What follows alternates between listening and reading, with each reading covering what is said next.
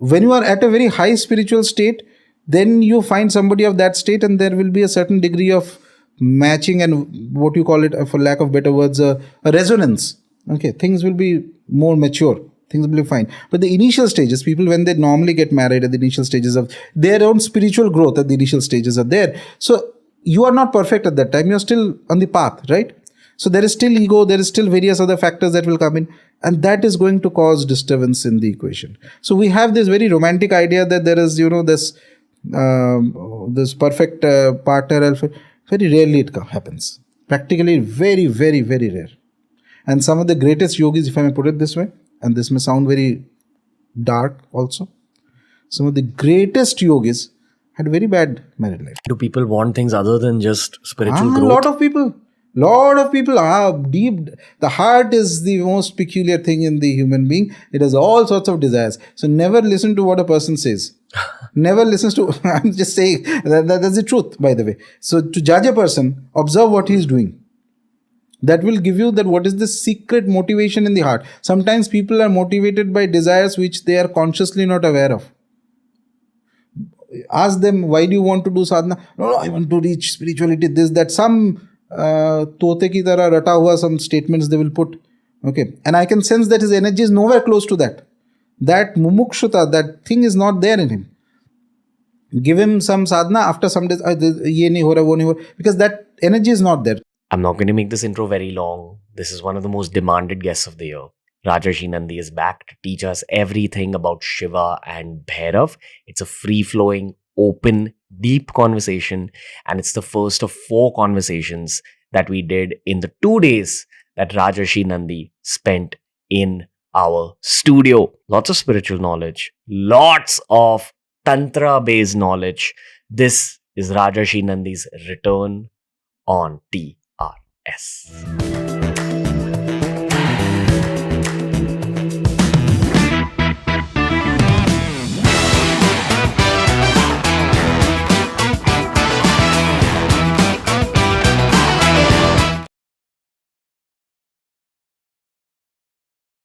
I am super excited to have you back, Rajarshi Nandy sir. How are you? I'm good. Joy Maka, Joy Bhairavava. Good to be back. Good to meet you. Good to meet the team again. I know that audiences are also extremely excited for this new series to begin. Yeah. The last time you were here, we were in the middle of our whole horror year. Right. We were doing a lot of horror-related content. Yes. I don't know whether I did that willingly or whether I did it to feed into the trend of that time, but it was what it was. Things have changed. I think audiences want even deeper content in 2023. Okay. I will definitely say that you were one of the guests of the year last time. So why do you think people loved what you were talking about so much over those 5 episodes we did? Namaste to everybody once again, whoever is watching. Those episodes did have a strong impact. I felt it because afterwards, right, when those episodes were released, my mailbox was flooded with innumerable emails, so that I had to open a new email ID. Even that got flooded to the extent that I can hardly check 3 or 4 mails a day. It's all sorts of things. I believe this question can be answered at multiple levels. One is that, of course, there's a curiosity about it. What exactly happens? Perhaps a practitioner speaking about it is a bit different from somebody who's a researcher or somebody who's read books and speaking. That one thing. But there is another reason, I believe, which is that I speak with my friends often that how did I end up in your show in the first place? I had no specific interest to appear there. My life was going on as it was. Even when there was a first contact from your team, I was still in 2 minds whether to go. First of all, coming here is a lot of, for me, it's a bit of a hassle and things like that. And then one day I was doing my Nitya Upasana, which I do, of the deities I love and worship, and specifically of Bhairava. So, as I was doing it, there's a certain intuitive communication that happened. And it told me that basically that, within some time there's going to be a call that will come from these people, and they will give you a date that can we do it on this date, which is very important for Bhairava. And you just go there. And that wasn't our intention. I know. We didn't even know that it's an important spiritual I thing. know. Moment the date came, first thing I remember, I told that give me half an hour.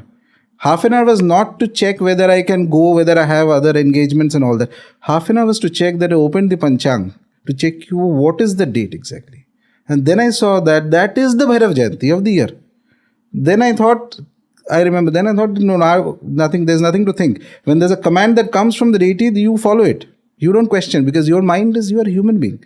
So, tum kitna jaan sakte ho? They know it way more. I said, okay, I'm coming. And I had no other preconceived ideas, why I'm coming there, what are we going to talk. I have nothing, no idea. In fact, to be very honest, I was even thinking that, with a name like Beer Biceps, I was thinking, how is this content going to match with maybe whatever you do? So with a complete clean slate and open mind, I came here. I believe it's some blessing of the forces, the devatas, the deities I love. They have something in plan. We are just pawns. That's all. And so, next question for you. What is today? Today is, interestingly, an Ashtami Tithi. Of all, that was an Ashtami last year. Ashtami is the Tithi is the Tithi loved by Bhairava. What does that mean? When you say that it's an Ashtami, what does it mean? So, very simply, the moon changes its phases. There is the Krishna Paksha when the moon is, it's diminishing to Amavasya. And then there is the Shukla Paksha, which is the bright fortnight that happens. Okay. So these form the angular distance between the sun and the moon forms a Tithi, which is one of the elements that is used in Jyotisha and also for all religious festivals in the Hindu calendar is based on Tithis, among other things. Okay. Now, each of these Tithis, at the one side you have the Purnima, which is the full moon, and the other side you have the Amavasya, which is the new moon or no moon night. Okay. In between, Ashtami is the 8th Tithi. Now, most of the deities in the Hindu pantheon, within Dharma that we worship today, have specific liking for specific Tithis. Their energies become more active on those Tithis. Bhairava's energy becomes most active on Krishna Paksha Ashtami. But other Ashtamis also his energy is active. Krishna Paksha is peak active. Other Ashtamis also his energy is active. Ma Durga's energy is also activated on Shukla Paksha Ashtami, which is the bright side moon, 8th Tithi, whereas the dark side moon's 8th Tithi is Bhairava's Tithi. So in general, Ashtami is when, if you are not an upasaka, it doesn't make a difference. If you are an upasaka, it's like, upasana is like, it's like a love affair. Initial stages, it's a one-sided love affair. Because you are going to trying to please somebody who's not interested in you. For that, you have to keep trying. And this is not like a human love affair, which is for a 1 day, 2 day, 3. No, you keep trying for lifetimes.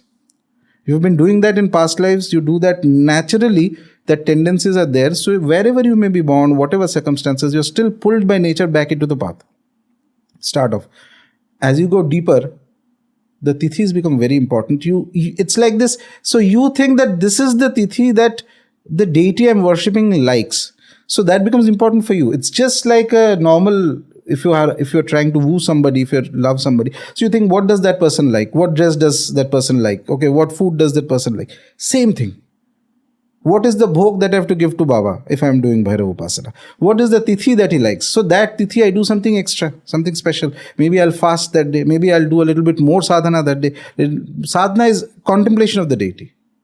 Well, contemplation of the deity means when you sit in meditation, you do a mantra chant or you think about the deity. So those are techniques of contemplation. But eventually, whether you are doing meditation, whether you are doing mantra japa, or whether you are doing any other ritual, there are more other rituals also possible, you are basically trying to connect to the energy of the deity.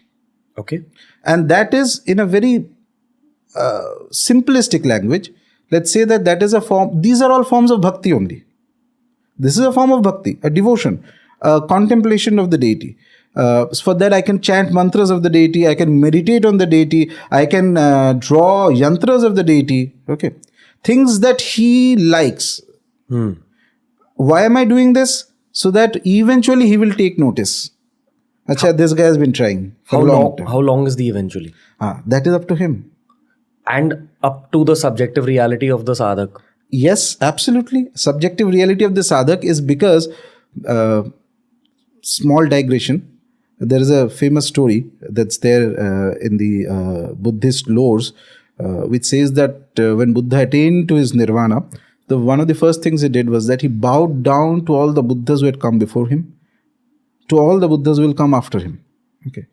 The gist of this story is, the way I look at it is that you are never cut out from the past and the present. You are a moment in a continuum of time that is going on. You have done things in past, many past lives you have been born, some things you have done, some family, some connection to somebody, etc. And you have to navigate through that. Same thing happens with upasana also. You have been worshipping a specific devata in certain past lives and you have reached a certain stage. Naturally in your next life, wherever you may be born, a certain threshold has been crossed means you will feel a natural tendency towards that deity, wherever you find. Even if you were born into a culture that is completely different, has no conception of the deity, still the moment you see that, moment you are in a place of that deity, you will feel that natural connection. You will not understand it. Understanding takes time. That is Maya, because that is Bhagavati's domain. She does this beautiful job. The moment you are born, veil. Bas. You don't remember your past, which is very good. Which is very good. Imagine you remember your past. Suppose you had suppose an ex individual had a very bad equation with somebody who becomes his parent in this lifetime. So your mind is going to get biased. Nature is not asking you to work in a biased way. Nature is giving you certain natural faculties of your emotions, your rational judgment, things like that. Use those in a fair manner, with a fair sense of justice and injustice, that is dharma and adharma, and you carry on. But if you already know ki with this particular friend, I'm going to have a fight after 2 years, it's going to bias your equation with him. Nature doesn't want that. You cannot, with that information, you cannot live life normally. Do you meet new souls in every birth, or are you just meeting the same souls again and again? It's a complicated question. And as a caveat, let me tell you that this is what I'm saying is what I understand of these things, because this is not like science ki perfect answer is this. Sure. Lot of the souls you will meet are people you have met in past. Okay. So there is a strong abiding connection that will happen. But there will also be some whom you may meet very casually. Okay. Now, whom you meet and whom you do not meet also depends on your spiritual growth. This is very important. A lot of people who may not be into spirituality, they lead life their life is a reaction. See, I get this question very often, sometimes in emails, and I find it always funny. So there are people who send mails and, what is the purpose of my life? Okay. And I find it funny. Why? 99.99% people have no purpose in their life. They are reacting to things that they have already done. That's all. Reaction is organic reaction. Organic means, suppose I'm sitting going on the road and somebody goes and just brushes past me. Immediate reaction, right? Aise kyun kiya? Immediate organic reaction. So your life is a reaction to things that you have done. Goal and all that comes back if you have been thinking of a specific purpose for multiple lifetimes, that I want this, I want this, I want this, whatever it could be. So you want to become a great musician. Okay, you've been trying for it. Maybe you're not too good at this lifetime. 2-3 lifetimes you've been trying. Now nature says that, okay, this lifetime I'm going to give you that. Okay, I will give you the potential for great music. I'll give you the circumstances for manifesting. It could be that you are a great musician, but nobody knows about it. Your neighbor doesn't know that you are a great musician. Ho sakta hai. Nature suddenly says, no, this lifetime, I'm going to take you to a realm where a level of recognition that you have desired and that level of potential both. Then there is a purpose. Purpose comes in when you have been doing holding on to a specific aim for few lifetimes at least. Same goes for sadhana. So anyone who achieves greatness in our world has actually wished for that greatness since 2 or 3 lifetimes? Yes, more or less that is a set. Okay. Now we'll go hyper low level and hyper personal to me, not to you. Okay. We'll go hyper personal to you also in some time. 30 years of my life have passed. I assume I'll die at 90 or 100. I'm assuming if I have a good life. That means 2/3 of my life are left. Is the 2/3, which is 60 to 70 years remaining, is 60 to 70 years enough to achieve nirvana or moksha? So you are not an exclusive moment. Your life of 60 years is not 60 years. It is through past lives that is coming. If the preparation is there, you can get it in one day. If the preparation is not there, you may not get it in 10 lifetimes. So let's take this one day example. That means maybe you've lived your life like a normal human being till 30, you've earned money, you've gone to college, you've gotten married. And then suddenly a circumstance will come into your life and you'll realize that, oh, wait, now I'm suddenly spiritual. Yeah. We've had people like that on the show as well. Dada Shri Ji, he just said he was in the train one day, going back from his college. I think he was a doctor, resident doctor at that point. He was going back home and he started getting voices in his head. Randomly out of the blue. Never had spiritual incline or anything. And those voices led him into like a whole spiritual journey. These things can happen. Yes. As a function of time. Yes. So maybe you cross age 33 or 34. Yes. Suddenly circumstances can happen. Correct. Absolutely. That's how it works. Yes. And this is based on your hard work of your past life. Everything is based on hard work. Never ever in life, anything good is achieved without hard work. Okay. And that specifically includes sadhana. If you see somebody who has achieved a fantastic amount of spiritual growth suddenly, genuine spiritual growth suddenly, be sure that he or she must have worked for it in past lives. Nature is never going to give you something without hard work. And that's the one thing I tell people if I'm guiding somebody in sadhana, that when you start your spiritual practice, initially one thing that happens to people is that if you are a little bit sensitive, if your basic parameters are set, so if you do the correct practice, initially your graph will grow like this. So you'll have a lot of experiences. Bahut maza aayega. Then suddenly one day it will go like this. Okay. That is where the test is. And that is where you do not know. You keep doing your practice. Kuch nahi hone wala hai. Nothing is going to happen and you are keeping going like this. Okay, you are wondering that why am I not getting an experience? Why is this not happening? And that can go on for 10 years, 15 years, 20 years, even lifetimes. And then suddenly a point will come when everything that you have done is like, it's like a dam being held. It's not being given to you for certain purposes which you do not have the ability to comprehend also at that time. And one day, nature will decide, okay, now I'm going to give him everything that he has done. And the very next day suddenly and people, wow, something miraculous has happened and this guy who was just doing kuch to apna hi chal raha tha, suddenly he has turned into something different. But there is never any good thing without hard work. There are no miracles in this. It's a process. Okay. This podcast is around the Shiva theme. But I feel like asking you about something called prebiotic earth. Okay.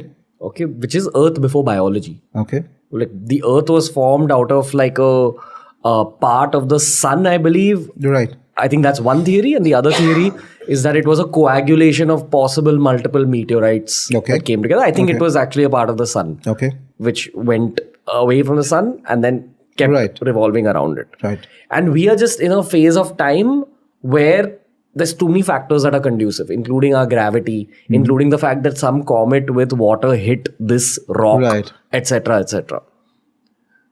At the time of prebiotic Earth, there wasn't even fungus. Like, there was no biology on this planet. We were just hydrocarbons burning.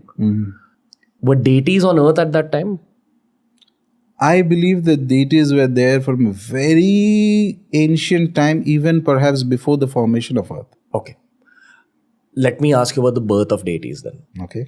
When did the birth of deities happen? Did it happen at the Big Bang? So from a scientific perspective, again, what I'm telling is more kind of a speculative answer. Sure. So there is, the way I look at it, being a Shakta fundamentally, worshipper of Shakti. So first there is what we call the Adi Shakti. She's, when there was nothing, okay, there is this Sukta of the Rig Veda which says, that describes that there is, when there was nothing, absolutely, That time too, there was something that, something existed which was beyond what you can imagine. Okay, so that condition of before the creation of forms, there are two. Let's just to break it down. Let's just say that there are two stages. One is that when things are formless and when there is a formed. Okay, so this stage when things are completely formless, it's a misconception, by the way, among people who believe that the formless is higher than the formed. I believe that no, the formless is not at all higher or lower or anything of that sort. It's two phases of one energy. That's it. Okay, it doesn't make it lesser or more or something like that. It's just a human perception. So once initial stages, there is the Adi Shakti, the ultimate form of energy, whom we call the Divine Mother. Okay, whose origin cannot be found or understood. Found nothing. It's like that moment of singularity you have. Just to give an example, I'm not saying that everything is scientific. Dharma is its own way, science is its own way. But since we landed in this section of the conversation, so it is like that what science defines as singularity or something that which you cannot define as a clear answer. So this energy, this Divine Mother whom we worship as the Adi Shakti, her source is unknown to anybody. It's perhaps beyond the mental comprehension. So there are three stages, three things that the mind can comprehend. One is that which is difficult. Okay, you may say that this task is difficult. Then there is something that is very difficult to achieve, but at least in the imagination you can achieve. Okay, some weird thing, say, okay, in imagination can go anywhere. In the imagination, I can go to the sun right now. Okay, doesn't mean I'm physically going. So it's very difficult task to achieve, but at least the imagination can go. And then there is a third stage where the imagination also cannot go. It's beyond human imagination. It is from that kind of a source there is the Adi Shakti. Okay, from Adi Shakti, or in another scheme, Para Bhairava. Okay, so this thing, this great force, this being, this entity, we don't know much about it. Okay. We worship that energy. It's not even like a being. It's not like somebody sitting in a throne and judging. No, it's not like that. It's entirely different, and it reveals itself only to those who have that capacity and go to that state slowly. Okay, little bit. From there, it evolves downward. It sends its energy downward into creation. And the first stage, from there, the deities are formed, different deities. Okay, the great gods whom we worship from that Adi Shakti.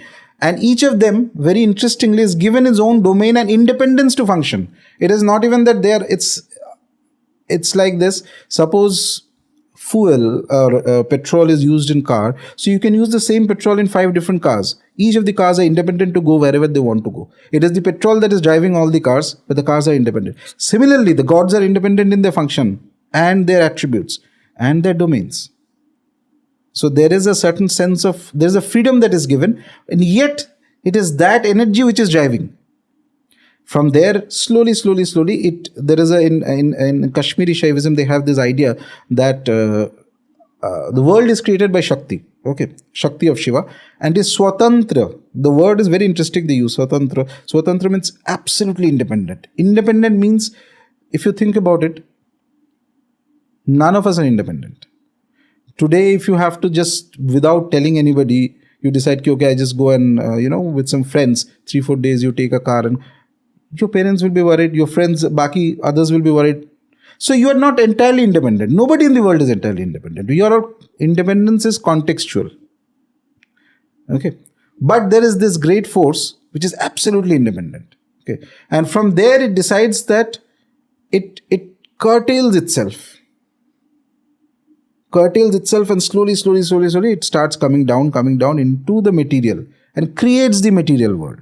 You're talking about God and the creation of our realm. Yes. And in that creation process, first thing that comes is the deities. Okay. As in, this reality is so crazy that we can't even imagine what it is. But in order to express itself to our realm, it has to simplify itself, which means it removes some parts. After it removes its true nature, it becomes God. When it removes more of itself and then tries giving us a vision of itself, it expresses itself as deities. To some degree, But I will not use the word God here because I'll use the word divine. Okay, the divine mother or divine. Let's put the word divine. Daiva. Ultimate divine. Ultimate divine. Okay, because the God has its own connotations. I don't want to go into that complexity, that aspect. So, but basically, from there is the first term is the deities, the devatas, the great gods, the great divines. Okay, devatas we call it. So that is Shiva is there, Ganpati is there, or Hanumanji is there, or these are the great ones. Okay, each one of them also, by the way, has the independence to manifest himself as the supreme or herself as the supreme. Okay, so which means that somebody who is worshipping Shiva eventually will see Shiva as everything. Somebody who is worshipping, say, Lord Rama will see Rama as everything. Because each one has the ability to manifest also, because they're so close to their ultimate reality. Even their level only we can't imagine. Forget the ultimate reality. Even their level also you cannot imagine. And for all purposes, they are eternal, because you don't know how long back they came into existence. Okay, and this is something I tell people tomorrow. By some unfortunate incident, if all all life on earth goes away, the deities will still exist. They have been there for a very long time. And they will be there till the end of what you call dissolution, until a new cycle again starts off. From there, the energy comes down into the creation of material earth, and then there is an evolutionary process or whatever happens, and then humans come into the scene. So humans are like, and in this regards, I follow Sri Aurobindo's writings. I find him to be a great philosopher. So humans are like this middle creature. There's a part in the humans which can go downwards towards the lesser realms, let's say the darker realms. At the same time, there is a part in humans which, if correctly channelized, can also manifest the gods, the devatas. You mean we can evolve? Yes. Even in flesh. Even in flesh means? Even in flesh means while you're still alive. Oh, you can reach the level of a god? Theoretically. And not everyone does, because nature also has a role to play there. You can put in your hard work, but then circumstances may not be. A lot of other factors play a part. And reaching to the level of the gods is not at all easy. That's why I say that in theory it is possible. Of course, in practice, rarely if ever somebody reaches that stage. So this is the basic format of creation, sort of. Okay. So we, for average human beings, it is very good to worship the devatas, the primary deities, gods we have, because each of them are so connected to the source that they can, if they want specific individual, they can take you to that state. Okay. Each one of them. Okay. There's a beautiful bookstore in Juhu called Granth, where I go just to relax. And I found a section about the occult, and it had a lot of good looking books on tantra. I didn't pick up those books because I was drawn to European tantra, which the world calls witchcraft. Okay. I was like, what is this? Because when it comes to Indian actual tantra, I have Rajarshi Nandy. But European tantra, I want to just know what it is and see if I can draw out parallels. And there are too many parallels. They have their own versions of yantra. They have their own versions of mantras. They have their own versions of deities. In fact, I gave that book to Abhijit Chavda, sir, who's another all-star on the show, because even he was fascinated for the same reason. That he has information about the Indian side, but not the international side. Now, that book contains not just European lore, it contains African lore and South American lore. And they have their own list of deities, like Gilgamesh, and in Africa, there's a bunch of deities. In Europe, there are all these archangels, Archangel Michael, Archangel Christopher, etc. When we are talking about Shiva, Rama, Hanumanji, they are devtas. Correct. They're almost next to God. And then there's possibly a slightly, I don't want to call it lower, but maybe not as evolved as these beings. There are some kind of beings there. Okay. Would you put Gilgamesh and all these other foreign deities in that bracket? First of all, I can't comment on a specific deity without reading much about it, about the deity, or the tendencies of the deity if I read. But it is my strong belief that many of the great gods whom we worship Hindus worship. So, in a sense, Hinduism, Dharma is one of the last of the classical religions. What I mean by classical religion is what used to be there in ancient Egypt, ancient Greece, and other things where there were multiple deities, and there are certain parallels in the way worship used to happen there or not, etc. Though it is almost dead now for all practical purposes, but we are still alive, and there's culture is there, and there is a living presence of the gods among us. So we worship them not just as a dead religion, but as something that comes and people experience, and we still have saints being born of different deities and all that.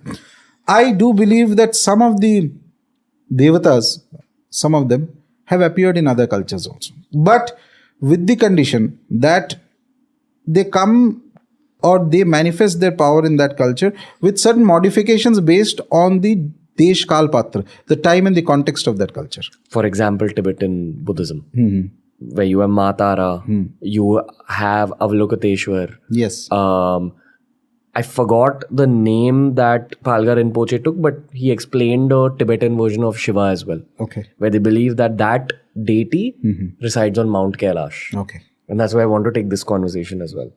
Because we've not brought it up on the show in a very long time, and we used to talk about Mount Kailash a lot.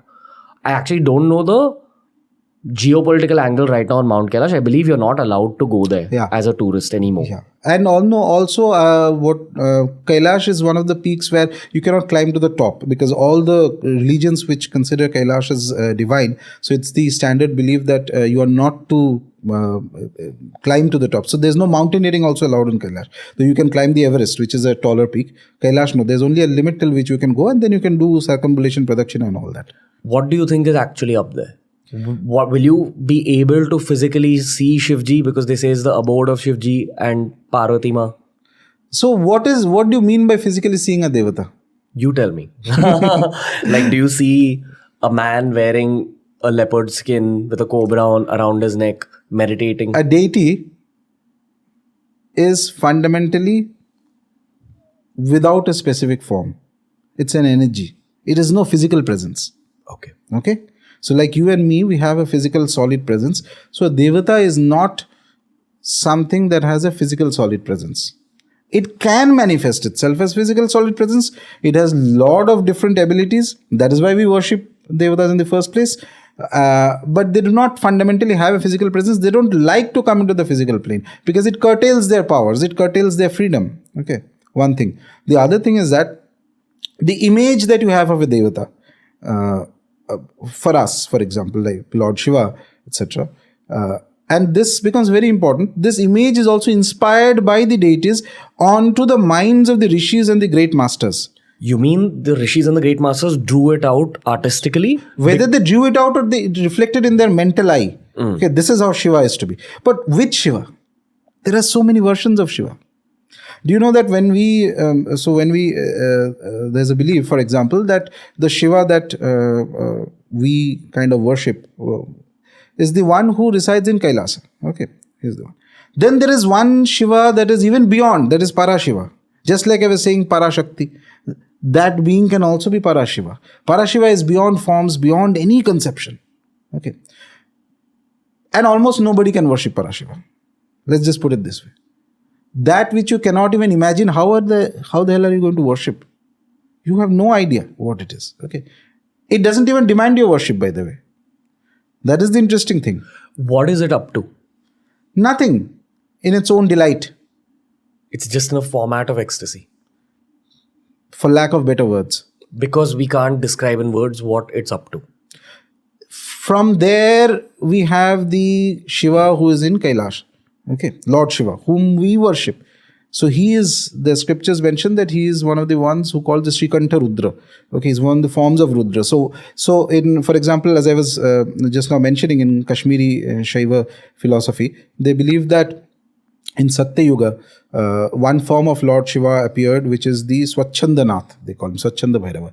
He had 18 arms and certain manifestations and certain figures. He came and he gave the Shiva Tantra to the world. It's like the philosophical path of worshipping Shiva, which can benefit the world. Okay. And then this knowledge was also lost for some time.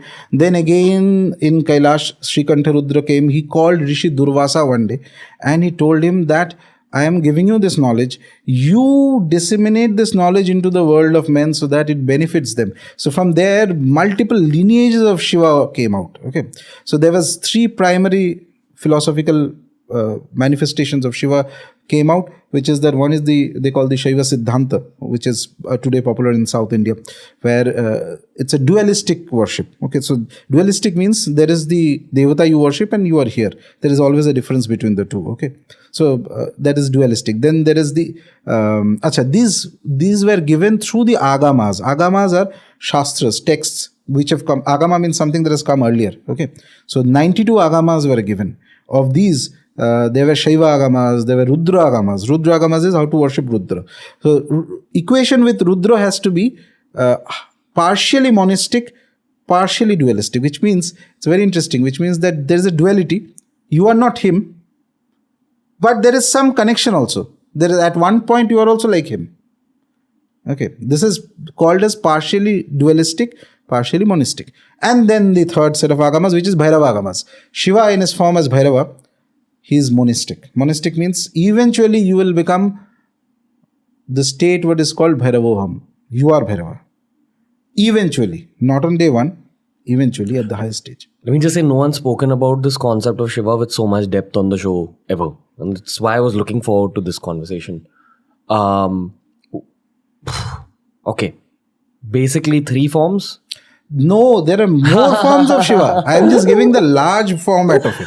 Okay. You're also kind of explaining how to evolve yourself as a human to absorb it. You're explaining it from that perspective. And also to tie it back to the previous point from where this came out, this stream of conversation. So each of these forms has its own depiction, dhyana. Bhairava has a particular form. Okay. He is terrifying. Shiva is Shanta. He is very calm. And there is the format which is worshipped in South India and a lot of places. Soma Skanda, where Shiva is there, Parvati is there, 2 children are there. It's family man. Okay. Very happy family man sitting down. You are worshipping. Just, Bhairava is just the opposite, sort of. That the ferocity is there. He holds the Trishula. He's like somebody who's in a terrifying form. Okay. The word Bhairava itself has various meanings. One of the meanings is that he's a little terrifying. Okay. Because this is a very high level conversation, again, I'm going to bring it down to a low level. And I've noticed over the course of doing the podcast that the easiest way for people to understand this is personal experience. And I'm shameless. I'll reveal the secrets about my life. Okay. Let's talk about the first time we met. Okay. It was Kal Bhairav Jayanti. Kal Bhairav Jayanti. I didn't know it. We didn't plan it like that. Right. It wasn't just a blockbuster series of podcasts, but it was a major shift in my own spiritual journey. Okay. Parallelly, I want to take you to a podcast I did in the Hindi show with Sanjay B. Jumani, who's a numerologist. Okay. And he has a habit of, when he's chilling with you, he will notice the number of your office, your address. He will see the Ranveer Show and then calculate the number according to numerology and give you a suggestion.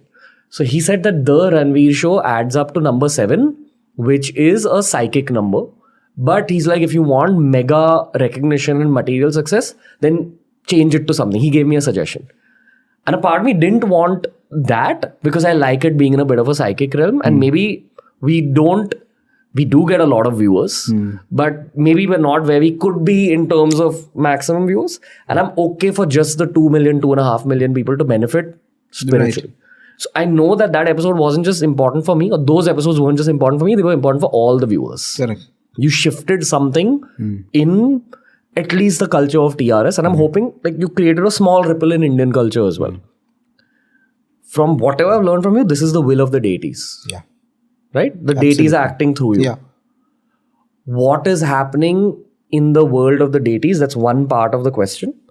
Now, to bring it to a low level, I'm going to talk about how you introduced me to Kal Bhairav. A year before I met you, I'd gone to the Kal Bhairav temple in Banaras where things had shifted for me. And when I met you, you actually introduced me to something called Batuk Bhairav. Yes. Am I allowed to say the mantra? Absolutely. No. But speak of Batuk Bhairav. Okay. I have said the mantra on a previous episode. Oh, it's okay. No problem. Okay. There is a word in that mantra which goes Reem. What does that even mean? What is Batuk Bhairav? What are the Bhairavs? Because what I have seen shift in my life after I've started this mantra is a deep affinity towards Shiva. I've had dreams related to it. I've had very intense experiences in my meditation related to Shiva. And everything in my material life is moving too fast. Be it new people coming in, material opportunities, growth, everything you can think of from a material perspective has just become extremely speedy. And at the same time, I'm partially overwhelmed and I partially feel very capable and brave to be able to deal with the speed. This wasn't there earlier in my life. My whole 20s, I dealt with so much self-doubt that self-doubt has just gotten erased to the degree where you can't even see, the marks of it. That's the personal level input. What have you made me do, sir? No, I did nothing. Whatever thoughts came, I told you. You did the sadhana and you saw the results. Why is dharma called Sanatan? Sanatan means eternal. That is because what was done thousands of years ago, the practices, if you do it today, still you will get results. And if 10,000 years later people do it, still they'll get results. It is not a individual's property. I didn't invent anything. I'm just an ordinary person going about my lives, ended up in your show. That's about it. It's the deities who do things. Be very clear. That also keeps your ego under check. The moment you start believing that I can do anything, somebody upstairs will start laughing. Okay. They'll just pull the rug from under your feet and all mera jitna vidya hai and all that whatever you know will start falling. So even such an emotional and mental thing like self-doubt, which is so deep-rooted, can be erased by the deities. Yeah. So let's talk about Bhairav Baba. He's one of my favorite gods. Okay, he's one of my favorite deities because the first time I ever chanted a mantra was of him when I did not even know who he is. One of my first gurus gave me the mantra and I had not the faintest idea ki, who is Bhairav, what is Bhairav. Are you talking about Kal Bhairav? No, one form of Bhairav. Okay. He had given me the mantra and he said that jap karte raho. Okay, it was like an upadesham. At that time, I was more of the atheist kinds, had no interest, no idea, nothing of that sort. I kept doing. I remember for months I kept doing, nothing happened.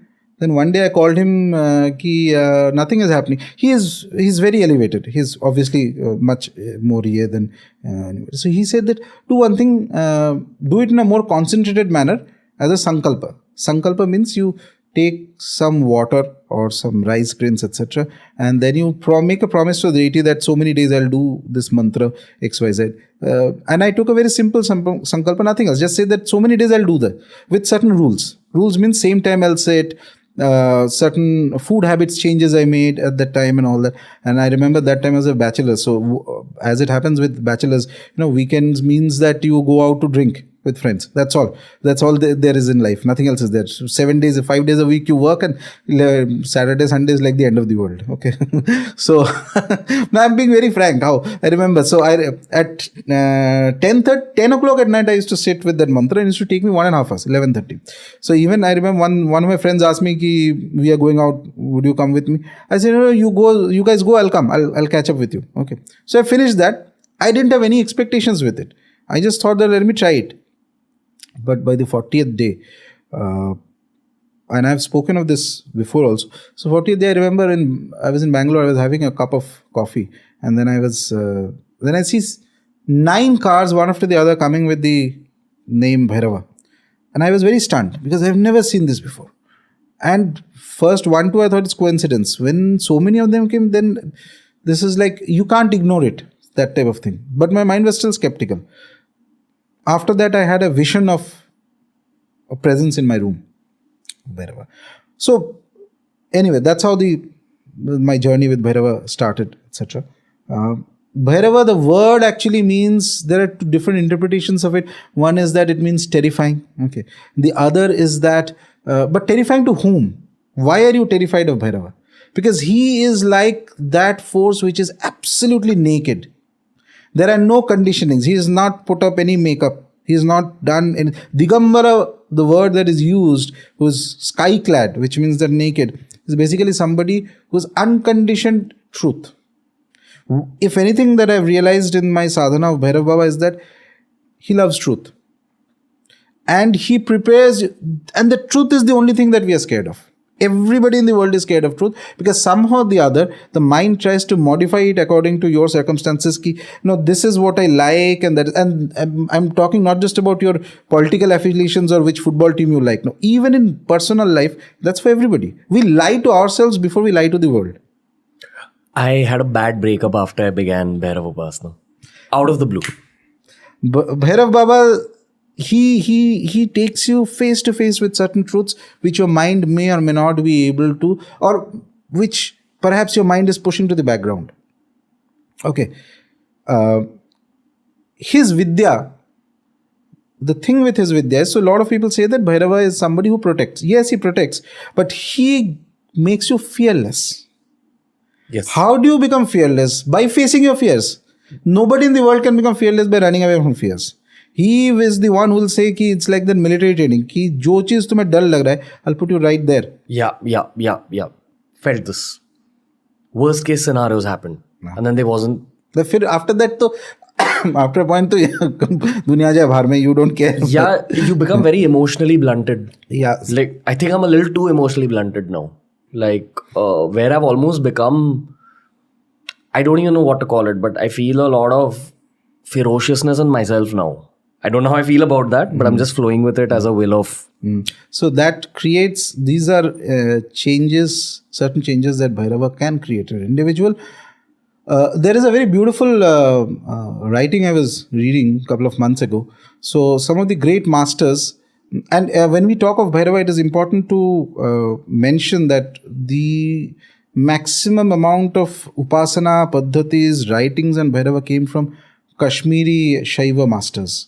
They were Bhairava upasakas. Okay, fantastic caliber Bhairava upasakas, a lot of them. And so Bhairava is, one of them defines it very beautifully.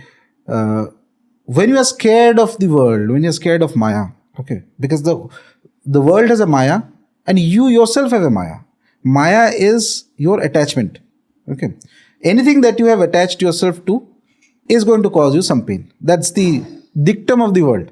And not just for you, that happened to the great masters, that happens to you, me, that will happen to people later on also. Whatever you have attached yourself to, that has generated a Maya. The one you love.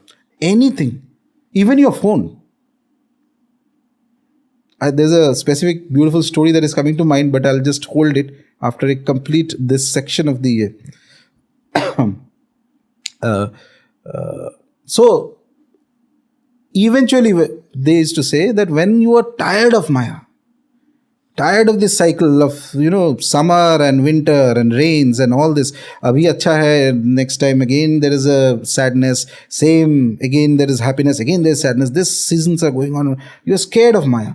And when you're scared of Maya, there is a shout from within, there's a visceral, guttural cry for help that comes out from the sadhak, from the upasaka, from the mumukshu. Mumukshu means one who is eager for spiritual progress, but he doesn't know anything. So there is from within there is this cry that comes out. That is when Bhairava responds. He says that I'll take you to a state where these mayas will go away. I'll show you the reality as it is. Very fast. That depends. Fast or slow will depend on the person's purva samskara. Okay. If you have done something with Bhairav Baba in past lives, very fast he will come.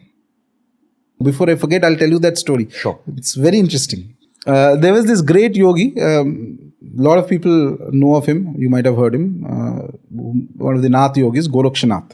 Baba Gorakshanath. He was like an immortal yogi. He's an amsa of Shiva, they say. Okay, he was like a part of... deities can send their amsas something. Amsa means a portion of the energy into the human form. Okay, and those people become great saints or great yogis and guide a lot of people like that, etc.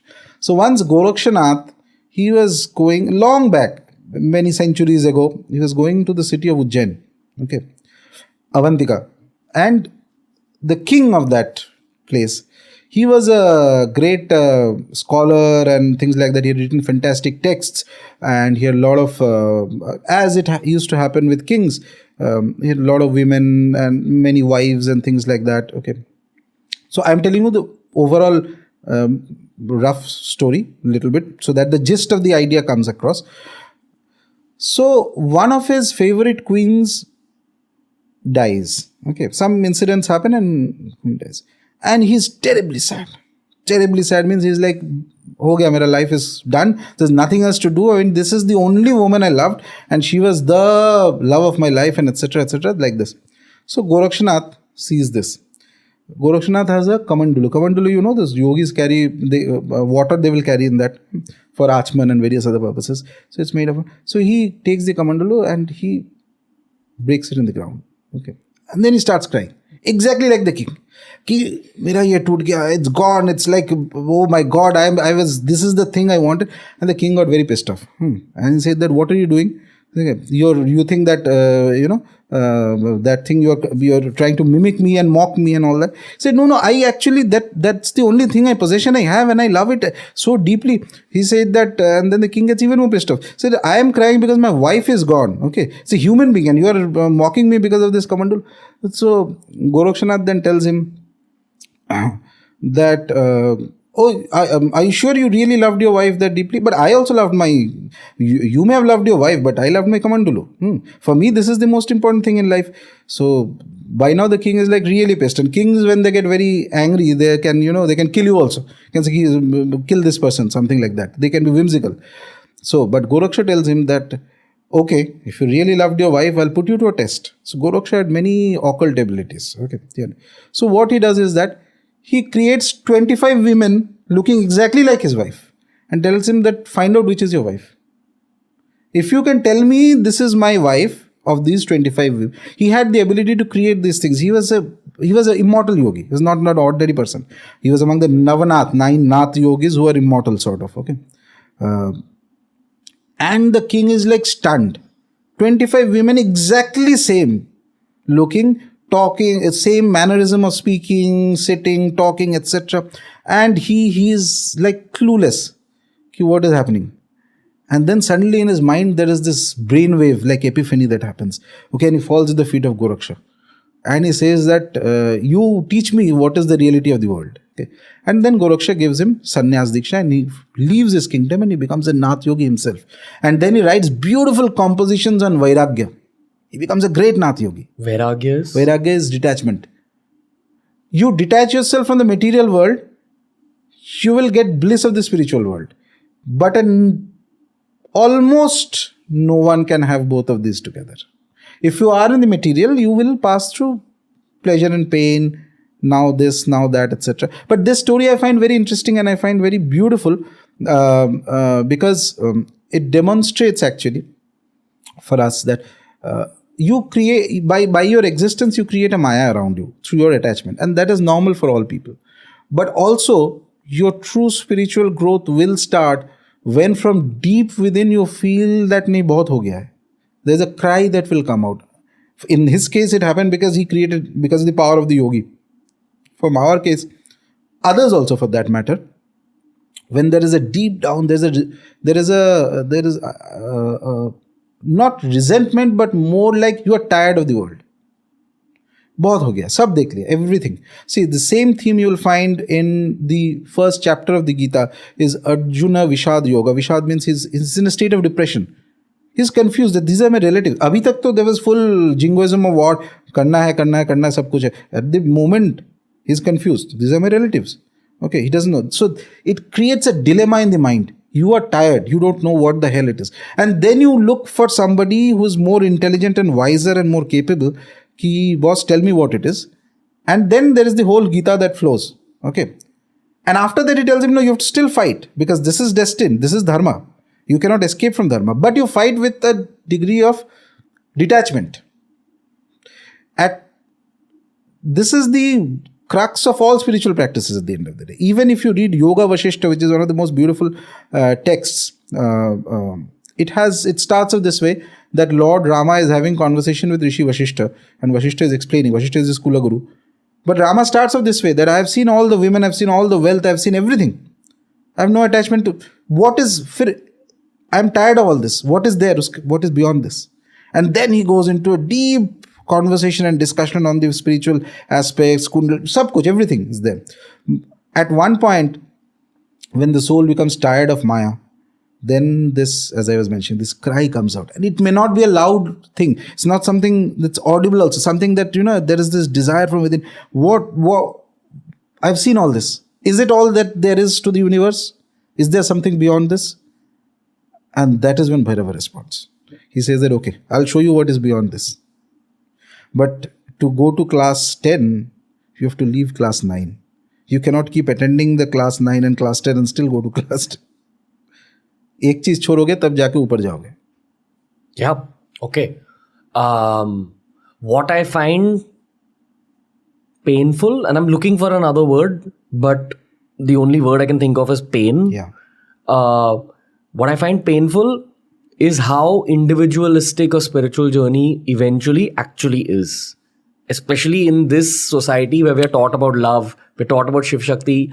Even spirituality teaches us about love, but at the end of the day, it's all alone and it's your own self-discipline and it's your own lonesome journey that will actually take you to the happiness that you're looking for in love, in material pleasures, in career success. Any happiness that you're actually chasing or any life goal you're actually chasing is actually your soul's cry for chasing that individual spiritual journey, which is going to be alone even if you're married. Most likely. Most likely. You mean it can be with other people? No. So what I mean is that there is a possibility, and it's very rare. There might be few individuals who may find a partner who is of the same wavelength in spirituality, and they both may grow together. But it is very difficult. And it's circumstantial. Yes, very rare. Because in this is the thing. In normal life, when you are at a very high spiritual state, then you find somebody of that state, and there will be a certain degree of matching and what you call it, for lack of better words, a resonance. Okay, things will be more mature. Things will be fine. But the initial stages, people when they normally get married at the initial stages of their own spiritual growth, at the initial stages are there. So you are not perfect at that time. You're still on the path, right? So there is still ego. There is still various other factors that will come in. And that is going to cause disturbance in the equation. So we have this very romantic idea that there is, this perfect partner. Very rarely it happens. Practically very, very, very rare. And some of the greatest yogis, if I may put it this way, and this may sound very dark also, some of the greatest yogis had very bad married life. That's what's painful. Same pain I'm speaking. And it was important in their destiny to go through that pain of a bad married life. Unless you are tired of the world, how the hell are you going to go beyond the world? So your God or your divine will force you through pain until that cry is created. Everyone who's listening to this is going to face horrible pain. Some pain somewhere in the life is going to come. I've never seen anybody being able to actually grow without pain. It's like they say, the gold, there's that English saying, fire tests gold as calamity tests strong men. Men or women, whatever. But until you pass through the fire, you are not made, your mind and body is... And there is a good reason for this, by the way. The reason is that when you go to the higher ranges of spirituality, the energies that you will deal with, your mind and body must have the capability to handle it. Otherwise, it will damage you. And that requires, at the emotional level, at the psychological level, a certain degree of detachment from life. Which is exactly why, again, very low level statement, I'm gradually beginning to value friendship more than I value romance. And I think in the long term, that's the only way you can make up for the individualism that a spiritual journey brings. Because the one theme that keeps coming up in Shastras is Sangat or Sangati. Yes. Who Absolutely. are your bros? Oh, yes. And by bros, I don't just mean guys, men, women around you. What is your tribe? Are they also on that similar journey? Yes. It makes a huge difference, and I feel a lack of it in Warsaw. When I used to live in Vadala, my YSS ashram was nearby. There was a lot of mandirs nearby. Here, all my bros are actors and writers and media professionals who are doing great, but they don't crave a spiritual journey the way folks in Vadala did. No, absolutely true. And it is very important at the initial stages to have some degree of community, a group of friends or something like that. I myself had that. I still have it. Group of friends, so with whom you can actually discuss some bit of this, how is sadhana going on, how are things like that, etc. And more or less, those people whom I sort of guide in spiritual practice. Eventually, I tie them into one sort of a group, basically. And together we do sadhanas also sometimes. Okay, on specific tithis we'll do this, specific tithis we'll do that. It helps in the initial stages a lot. That is the only true joy that God has sent you here with. That there will be people who will also struggle with you. You're not alone. Exactly. And there are people who will discuss, Ki, I've been doing for so long, I don't get an experience, etc. Then there will be somebody who will console you, it's okay. When the time comes, you'll get experience. But at least when you see 10 other people doing with you, it gives you certain motivation to continue. Yeah. And that is very important. If you're lucky, you'll find your wife or your husband in them. Maybe. If you're very, very, very, very, very, very, very, very lucky. Maybe. I'll tell you this story that a billionaire actually told me. So he's born into a hyper rich family, like ultra HNI. And he has his own spiritual journey, which he is on. He's not found all the answers yet, but he's a researcher. You know, that's his core. He goes to the Himalayas a lot himself. And this is a real kind of famous person. Secretly goes to the Himalayas a lot and asked him, what's the strangest thing you've seen? And he said, I've seen a lot of strange things. He gave me 2 stories which stayed with me. The first story was about the lake where the Pandavas eventually descended. I forgot the name of it. You know, the last story of the Pandavas where they are on their way to Swarga. Yeah, and they're walking and there's a dog with them that eventually turns into Yamraj. Yeah. I think Yudhishthir passes away near a lake finally, and then from that lake area, he ascends to or descends to hell, because that's the story. He goes to hell first. He said that they reached the physical location of that lake, and I can't remember what that lake is, and it's killing me right now, but we'll probably put it in the video podcast. At night, once they meditated, from the center of the lake, they saw a cobra come out, just do like a strange, mysterious dance and go back into the lake. Didn't understand what it was. He said that the people in his group also saw it. And as he was telling me this story, I was able to visualize exactly what he saw. Maybe that's the joy of being a podcaster, that I'm able to do this through other people's voice and thoughts. But it stayed with me, as it's staying with the viewers who are listening to it right now. The second story, and of course I'm going to ask you the meaning of both these things, or at least what you understand from it. The second story was even stranger. It was a slightly darker visual. He said that on one of his treks, which was beyond the lake, they were in a very isolated part of the Himalayas. They were trekking to another spiritual location, which is ahead of this lake. At night, he had woken up to go to the toilet. And it's snow-clad mountains. They're already in the middle of a lot of snow. So he said that basically when he went outside his tent to relieve himself, in the distance, maybe like 2-3 kilometers away, he saw a group of men, maybe 3 or 4 men. I believe he said it's 3 or 4. Walk towards the same spiritual location that they were going to. But he felt like those 3 or 4 men who were on their way looked like they were 10 feet tall. That just made me think about all the mysteries that the Himalayas hold, because I know for a fact that there are many evolved humans and evolved beings that already live in the Himalayas.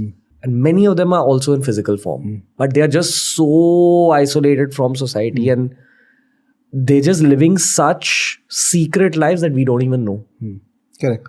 I asked him, what do you think those 10 feet tall men were? He said, I don't know, but I've had enough spiritual experiences to differentiate positive energy from negative energy. And this wasn't positive energy. He said that he did feel creeped out. Now I want to ask you about both these incidents. So the first thing is that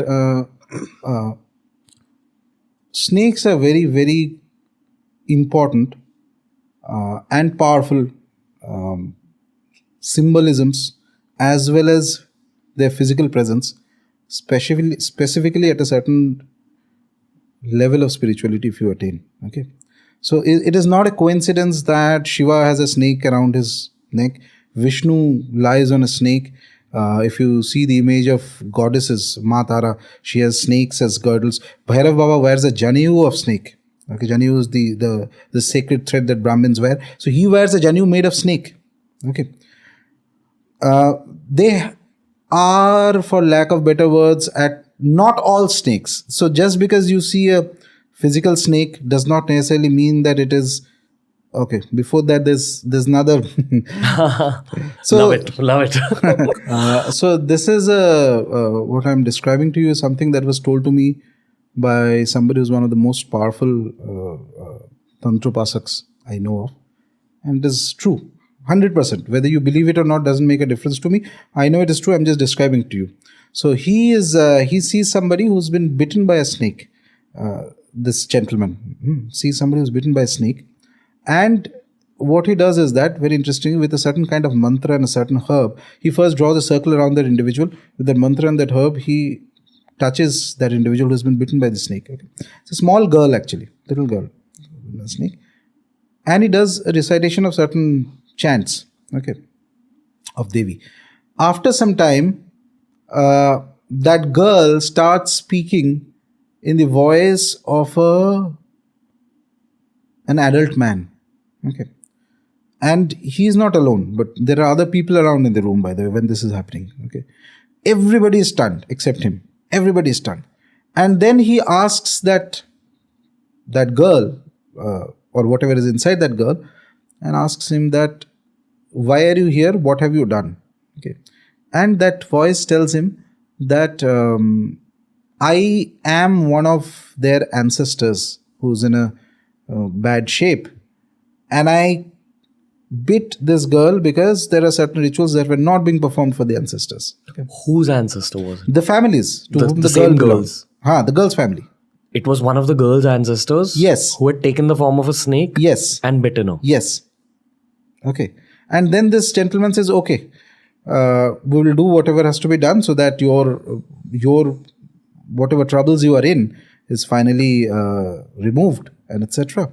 And then he prescribed certain rituals, and eventually after some time the girl becomes all right. Okay. This may sound like a completely fantastic thing, but I know this is real because there are things I have seen and experienced, and the gentleman who was telling me, I know him very well to know that he's capable of all these things. Okay. So snakes are a very peculiar kind of every animal, every entity in the world has its own Shakti. Snakes have a peculiar Shakti which is much more powerful and superlative than just about everything else. Okay. Everything else in terms of whether it's human being, whether it's another animal, whether it's this, that, etc. And among these what we call snakes, there are two terms that are used in the Sanskrit that is called the Nagas and the Sarpas. Okay, so Nagas are kind of a specific kind of beings which were there, and so you will see that even in the Mahabharata, when Parikshita is bitten by a snake, actually, Takshak. And there is 7 day when he hears the Bhagavatam and all that, and then there is a yajna that is done as a revenge to kill all snakes. So basically we see even in the scriptures that there is an engagement of snakes with humans at a level which is not there at this moment. We consider it to be just as a reptile moving around, but they were capable of certain powers and certain abilities at one point. Okay, snakes, what we call, or Nagas, etc. Nagas are those type of snakes specifically which had developed some, let's say for lack of better words, we have some specific occult powers which is much more superlative than just about anybody. In fact, we believe that Patanjali, who gave us the Yoga Sutras, he himself, or Lakshmana is Sheshnag who comes with Vishnu. Okay. So there is cultural memory says that there are snake-like beings or snakes who have exceptional powers. Now these beings get attracted to those who have a serious amount of spiritual energy. Lord Vishnu, he lies on a snake. Shiva, there's a snake around him. Okay. And these gods, devatas, they are so powerful. They have the Bhairava, like he has snakes around in his body. Even the most poisonous snake will be calm in their presence. But if you ever have an encounter with a snake, Anyway, because I'm speaking and there are things in the head that there's a filter of what can be spoken of in public and what should not be. So that type of And this isn't just public. This is I know. this is going to stay there. No, I forever. have seen the effect from the last time, so that's why I'm more cautious. So anyway, fundamentally this is there. So if you see suddenly that there is a snake, I'm assuming that if this has happened, a snake comes out of the lake. So you can be certain that there is a very strong, there is a being or an entity with a tremendous amount of spiritual power, exceptional amount of power. It's not even, I'm not even talking about saints, something that's beyond saints, something of the realm of gods, something like that. Okay. Even a smaller deity also. Their snakes will come. In fact, one of the stories I'd heard from one of my gurus, he was with his guru, it's many years ago, and they were doing a ritual of the goddess specifically. And in between his and my guru was then a youngster. Okay, he was younger. So guru's guru, he tells him that, Aram se sit down, there's a homa that is happening, and you will see a snake coming. Okay. Don't get up, don't get scared.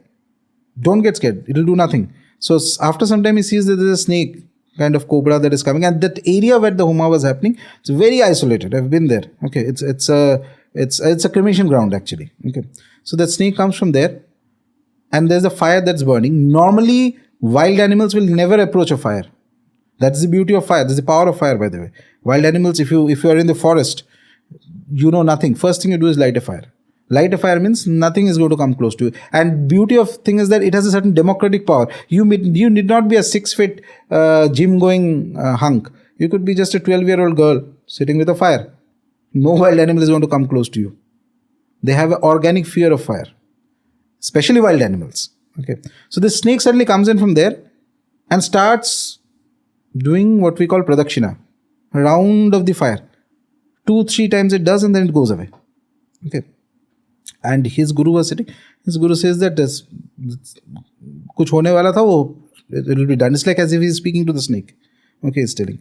So there are rituals, by the way.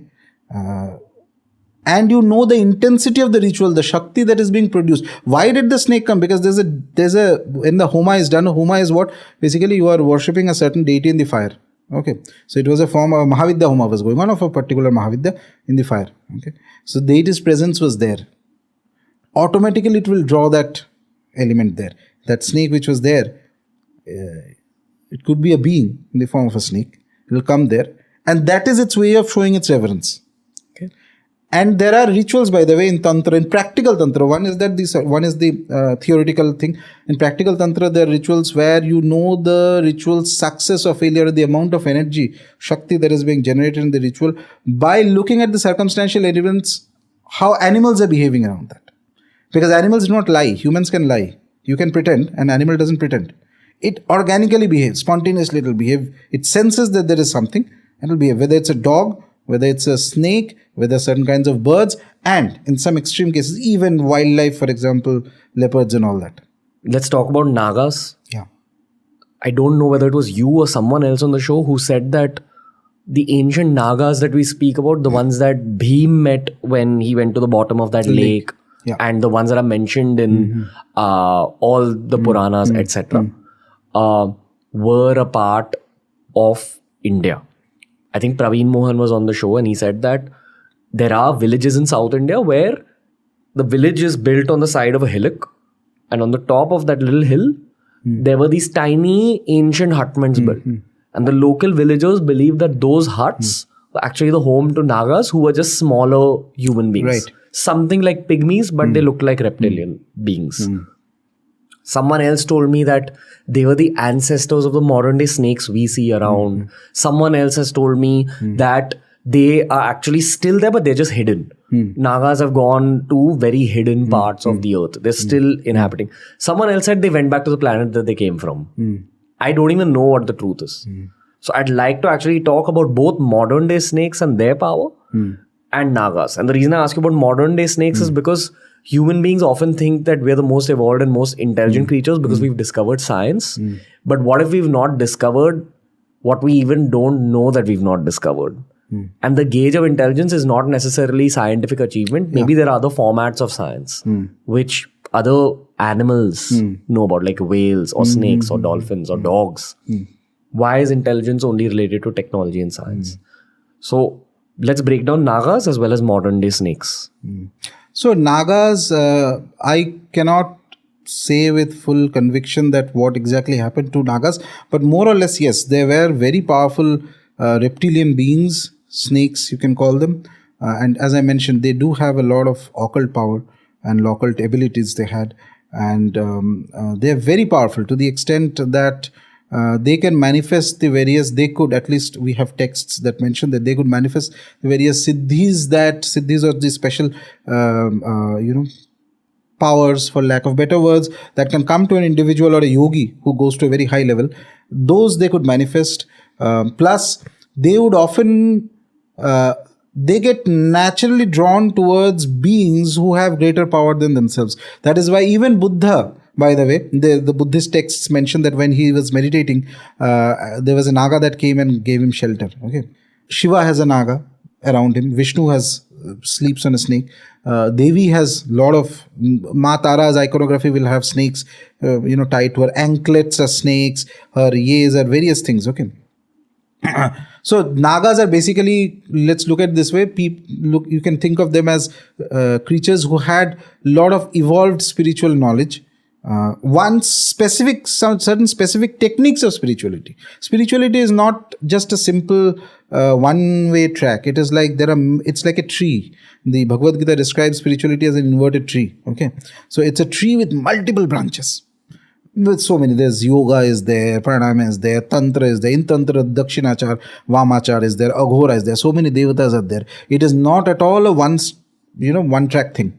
It depends. Why is it there? Because there are going to be different types of individuals. These are all parts. So certain specific types of spiritual progress, spiritual paths, the Nagas had absolute mastery of. From the Nagas, we have the Yoga Sutras, the Patanjali's, Patanjali himself was a Naga, it's believed to be. And some of the techniques of yoga come from them to us.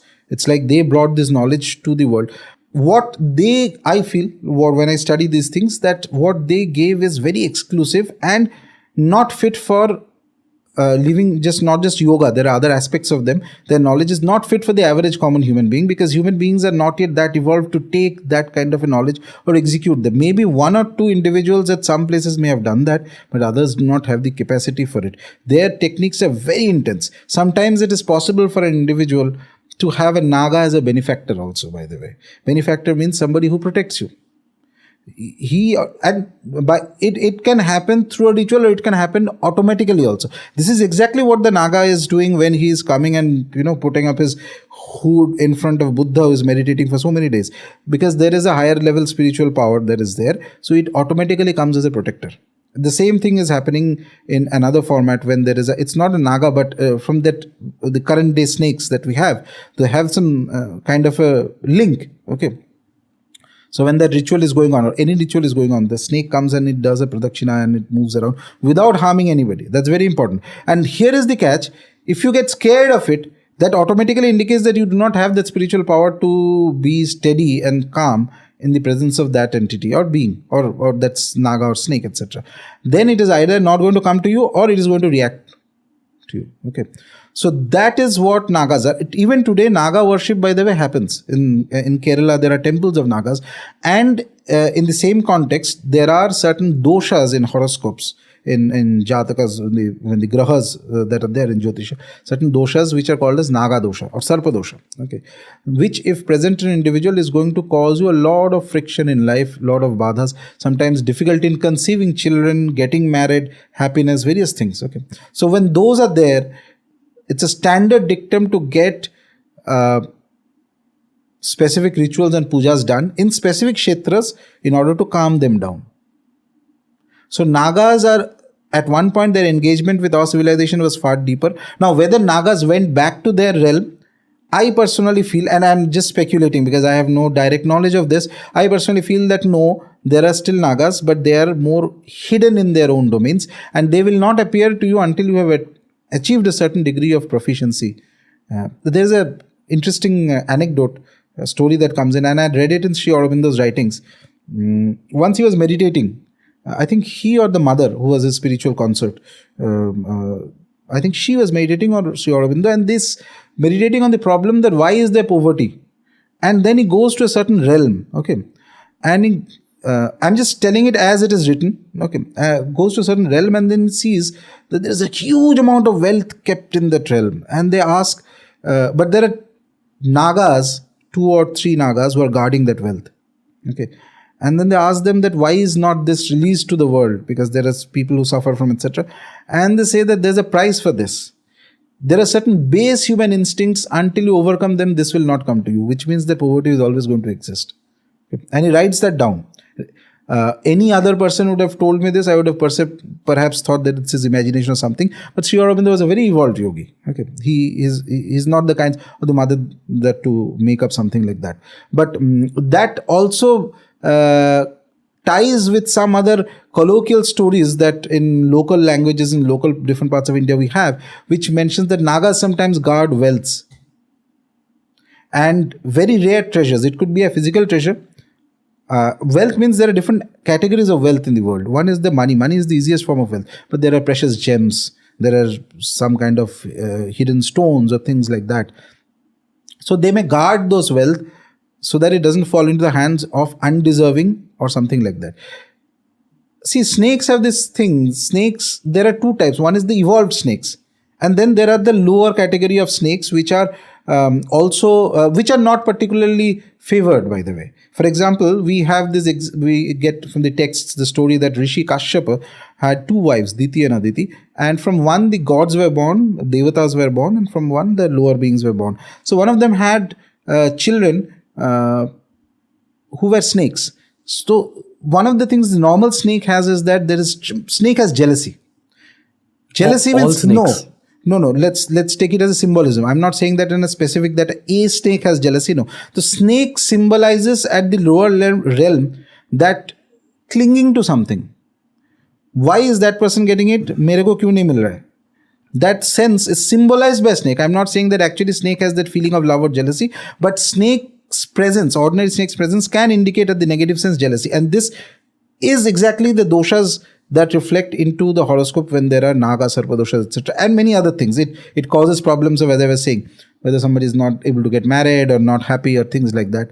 And there's no amount of upasana of normal deities who are going to cure you of that. Because you have done some karmas in past with respect to snakes or something. And often it happens that if you kill snakes, it can manifest more strongly. If not in this lifetime, then in other lifetimes. Okay. I have a small story I want to share, which I've not said on the show, and I actually feel very bad talking about this. But I'm still going to talk about it. My building, like the building I grew up in, my family's building, and my neighbor's building had a net in the middle, like a metallic net, like a jali. And when I was 16 one day, I just heard a lot of shouting happening in the compound. So I went out and saw from my balcony, tried to figure out what's happening.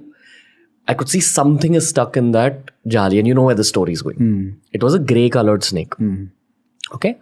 And my watchman was also freaking out.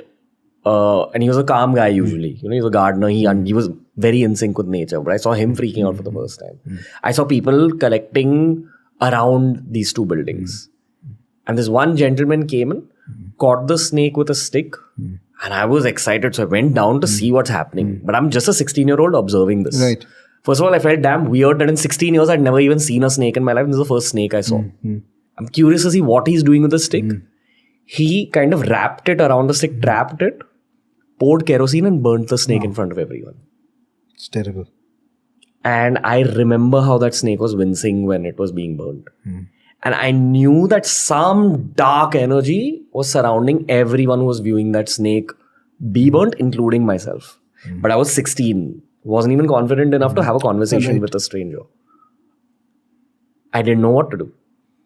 Do you think me being a part of that snake being burnt had an effect? That will be a minor effect in the sense because you empathize with which is normal with that creature, and but the individual who does it will definitely specifically harming snakes is more or less problematic. If not right then, definitely you'll have to have some strong repercussions. See, this is the interesting thing. We say generally that harming anything is bad, but it depends on what exactly it is. Which means every entity, every being, every living, non-living or animate thing has its own Shakti. The Shakti that a snake has is very different from more or less every other animal. Harming snakes, specifically snakes that have poison, is an invitation for troubles. And if there are certain combinations in the horoscope, they trigger those combinations immediately. After that, life is going to go for a toss. All things that you go will have repercussions in their way. So snakes are sort of, it's not that, see, snakes are very individualistic creatures, by the way. The other thing is that it's not to be something they're not in the sense that they're not friends. A snake is not a dog, by the way. A dog is very friendly, can be very friendly. I'm saying even cats perhaps. Okay, I don't have any with cats, but I'm just saying. And dog being Bhairav Baba's Vahan is even more interesting. But snakes are not your friends. They're like super introverts. It's not like I have a pet snake and it doesn't care about you. Let it be happy in its own way. Okay, that is what is important. Harming snakes has repercussions. I believe that it's not a good thing to do, but I don't think that you have personally should be worried about that, because you were not directly involved in causing anything, and there were other people also, and you were just 16. So don't suffer from the guilt of it. Whatever negative feeling you had at that moment, and I can completely understand when you're describing it, take it as it is past. It's not your fault. But what was the symbolism of Maya throwing up that incident to me? Was it for this conversation? I don't know. So these, if you have to analyze these, you have to analyze what happened in your life after that. In the next 6 months, 1 year, how did it go, etc. So it's like perhaps a little too late to have this self-analysis at the moment. But more or less, specifically when you evolve more spiritually, you'll see that everything that you see or you experience or you meet, there are certain indications that will come in your life around whether it was a positive thing or negative thing or etc. Things like that. But I believe that you should not hold a guilt feeling because of it, because obviously you were not responsible for it. You were just 16. But yeah, it's not a good idea to harm snakes. Specifically if the snake is poisonous, even more reason. Don't be too with it. Like a lot of people, it's their mentality. I suppose they feel that it's very nice to have a snake and display and take photos and all that. Snake doesn't enjoy it. You may be enjoying it, snake is not enjoying it. Okay, so let it be as it is in its natural setting.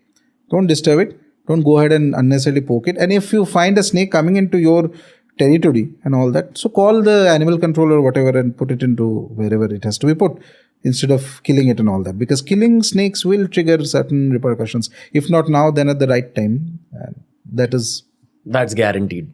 Yeah. It's a very heavy format of karma. Why do you think of all animals the snake is considered representative of the Kundalini Shakti? You tell me.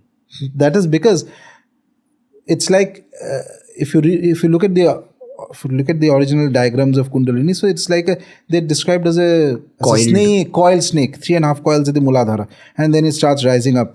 And when it fully manifests, it's like a snake with its hood open. Okay, so snakes are this very interesting creatures, of which the Nagas and all who are there of the same. It's like humans, for example. There are humans who are very spiritual, very advanced, and then there are humans who are extremely diabolical and very malefic types. Both are possible in the same species, right? So snakes are like that. There could be very highly evolved snakes, and then there could be very lower snakes. And we see this example in, as I was saying, Rishi Kashyap's wife. So one of his wives, she gave birth to a lot of snakes, and the snakes were extremely jealous types. Okay, but one of them is also the Shesh Naga. Okay. And he is very spiritual in nature. That is why he has the ability to hold the world, and he has a connection with Vishnu. Okay.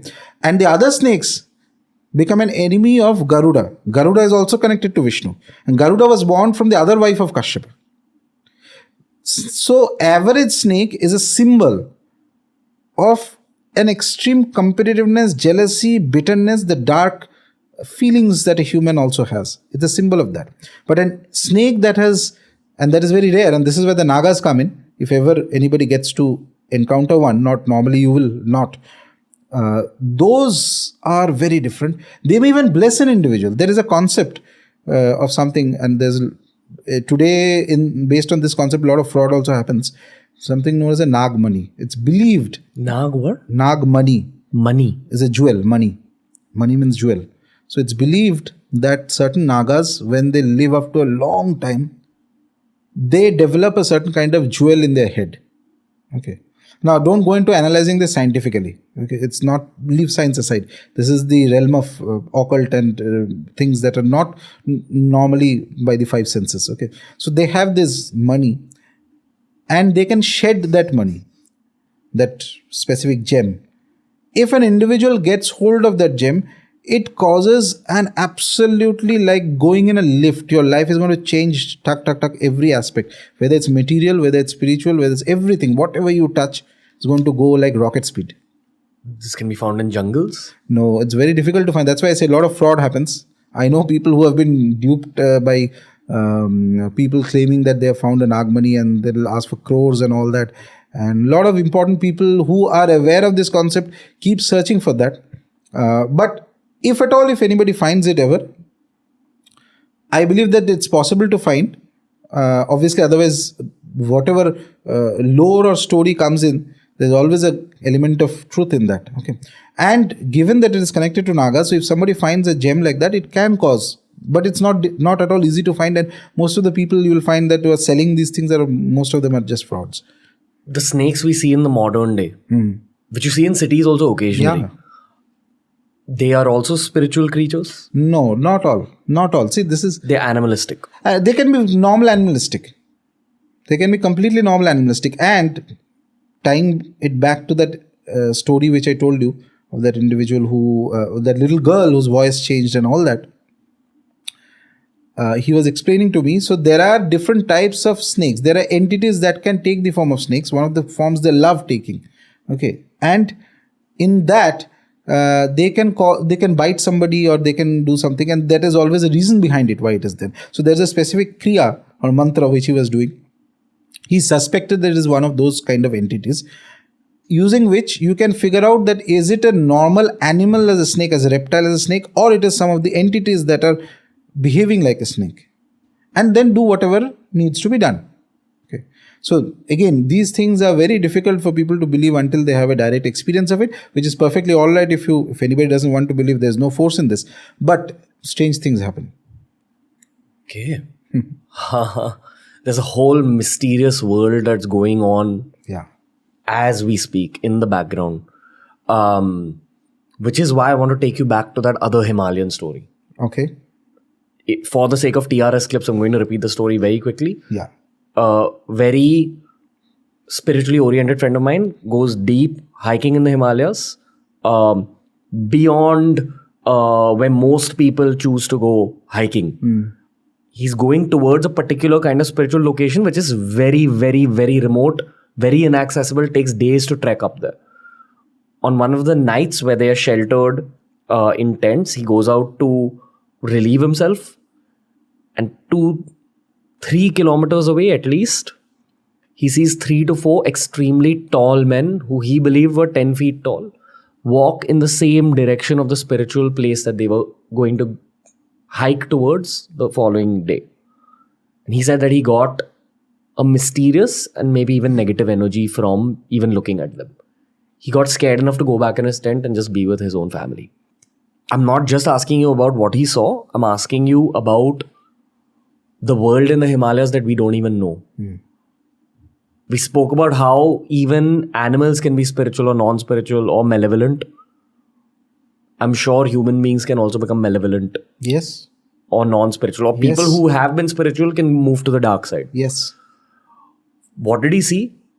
What's happening in the Himalayas? So what he saw, I cannot exactly tell you, because in my mind, there are certain factors. First of all, if I don't know that individual, assuming that the story is correct, if I don't know that individual, I don't know whether they really have the capacity to judge if something is positive or negative. Why? That's because if you are put into a strange environment, if you see something strange, you can feel negative even if it is not negative. It is possible. Okay, unless you have. So I can't make that judgment for him. But suppose if there is, First of all, in the Himalayas, once you start going beyond reaches of, even in the lower Himalayas, if you go to Badrinath, I recently been to Badrinath for some sadhana and all that. And beyond, as you go to remote areas, let's just say that the spirituality of the previous yugas are still present there. Today, though, things have become corrupted at a mass level, and we are where we are. There is only so much we can do. But when we read stories of the Mahabharata or the even earlier eras, where great yogis used to go terrific sadhana for thousands of years, strange powers they would get, and all that, everything, the gods would manifest easily, things like that. So consider that level of spirituality is still present in the Himalayas. And it is not accessible for people. It is not meant for ordinary people to go there. And if the spiritual road is say 1,000, I'm just saying for a roughly, actually spirituality never ends. Never ever ends. You can stop somewhere. If you reach say 1,000 agar goal, if you reach 200, 300, you'll become a big saint and you can sit and make an ashram and do a lot of things. Okay. But there are people who may want to go even deeper. 500, 600 level tak pahunch jaye.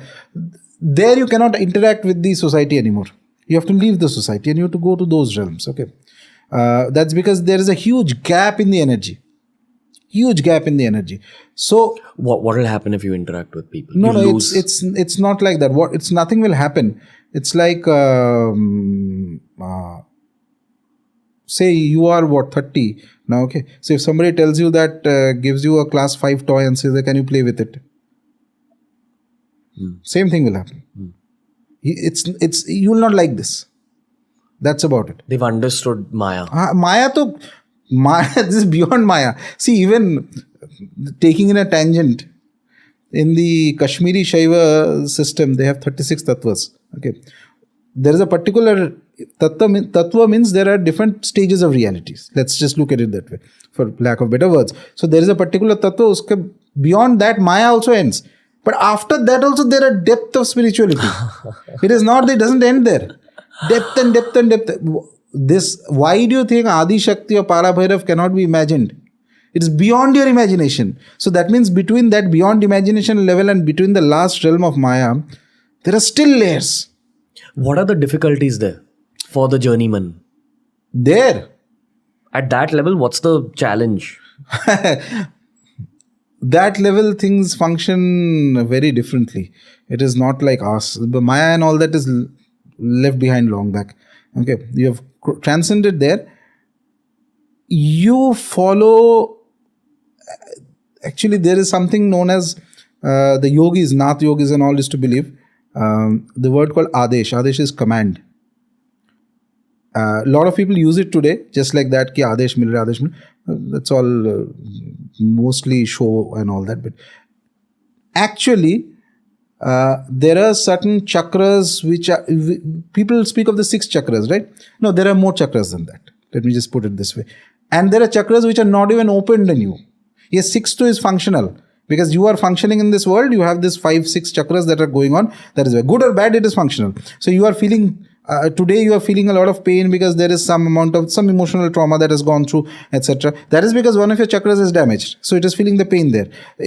Your Muladhara starts functioning, you acquire a lot of wealth, property, etc. automatically comes in. Swadhisthana starts functioning, you suddenly have a plethora of relationships that are going on. Your Manipura starts functioning, you suddenly have a commanding, whatever capability. Any leader must have a strong Manipura chakra, otherwise you cannot function as a leader. People will not listen to you. So like this, all these 6 are the traditional, normal happening in everybody, good or bad. Beyond this also there are chakras which are, it's like buds which are closed. Not just negative, positive ka baat hi nahi hai. It is not functional in 99% of people.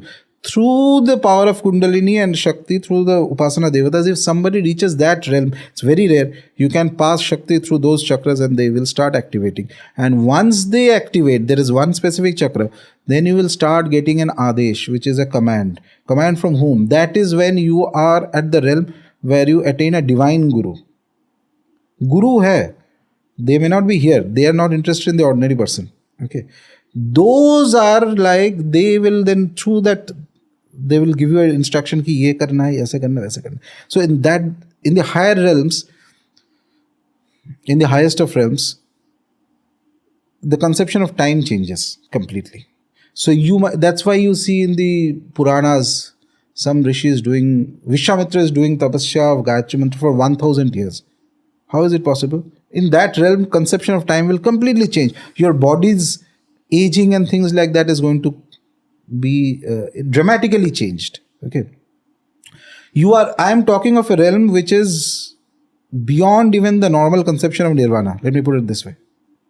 And this is going to shock many average understanding of people. We think that nirvana is the end. It is the end. Yeah, it is very high, but it is also the door to some other realms of spirituality, which is very, very, very rare. And those realms are where the playground of those realms is the Himalayas. Uske niche nahi hota ye sab. Or maybe the depth of the ocean. The depth of the ocean. Yeah, there are. So that is it's very difficult to describe those things in normal terminology. It's very difficult. It's like a person who has not read. Suppose you are learning. Kid is learning in class 3-4 addition subtraction. Suddenly you tell him there is something called a negative number. He'll freak out. Wow, negative number कहाँ से आ गया? Positive number भी खत्म नहीं हो रहा है तो negative कहाँ से आएगा? It's something like that. It's so obtuse. And it's not even, and again I repeat, it's not meant for ordinary, it's not needed for ordinary people. And I'm pretty damn sure that a lot of people who will hear this will completely misunderstand this. And they will start thinking from tomorrow कि मेरे को भी ये सब हो रहा है. मेरे को depth of the ocean मिला. I'm just guessing from the emails that I get. Okay, बहुत सारा चीज हो रहा है. So either you will be completely in denial कि ये बकवास है, which is okay, fine, I'm happy with that.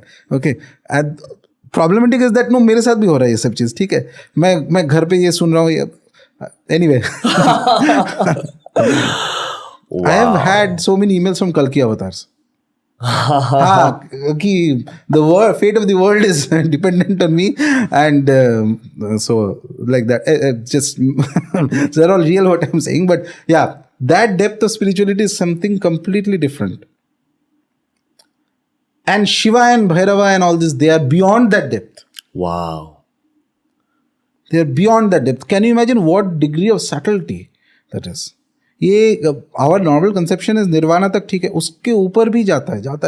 There is a particular stage till which you can reach in the last 5 of the tattvas, and that is, see, in Sankhya philosophy, that's one of the 6 philosophies.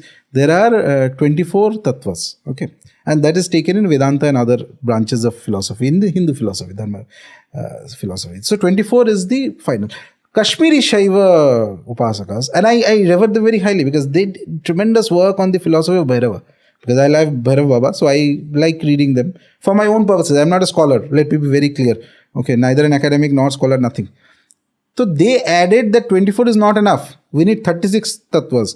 24 tattvas tak your Maya and all that is fine. Your Nirvana aa gaya. Uske baad how do you determine? What happens there? See, you have a glass of water, and there is water in the ocean. Scientifically, both of them are H2O. Okay, a little bit composition में थोड़ा इधर उधर होगा, but more or less H2O है. So what?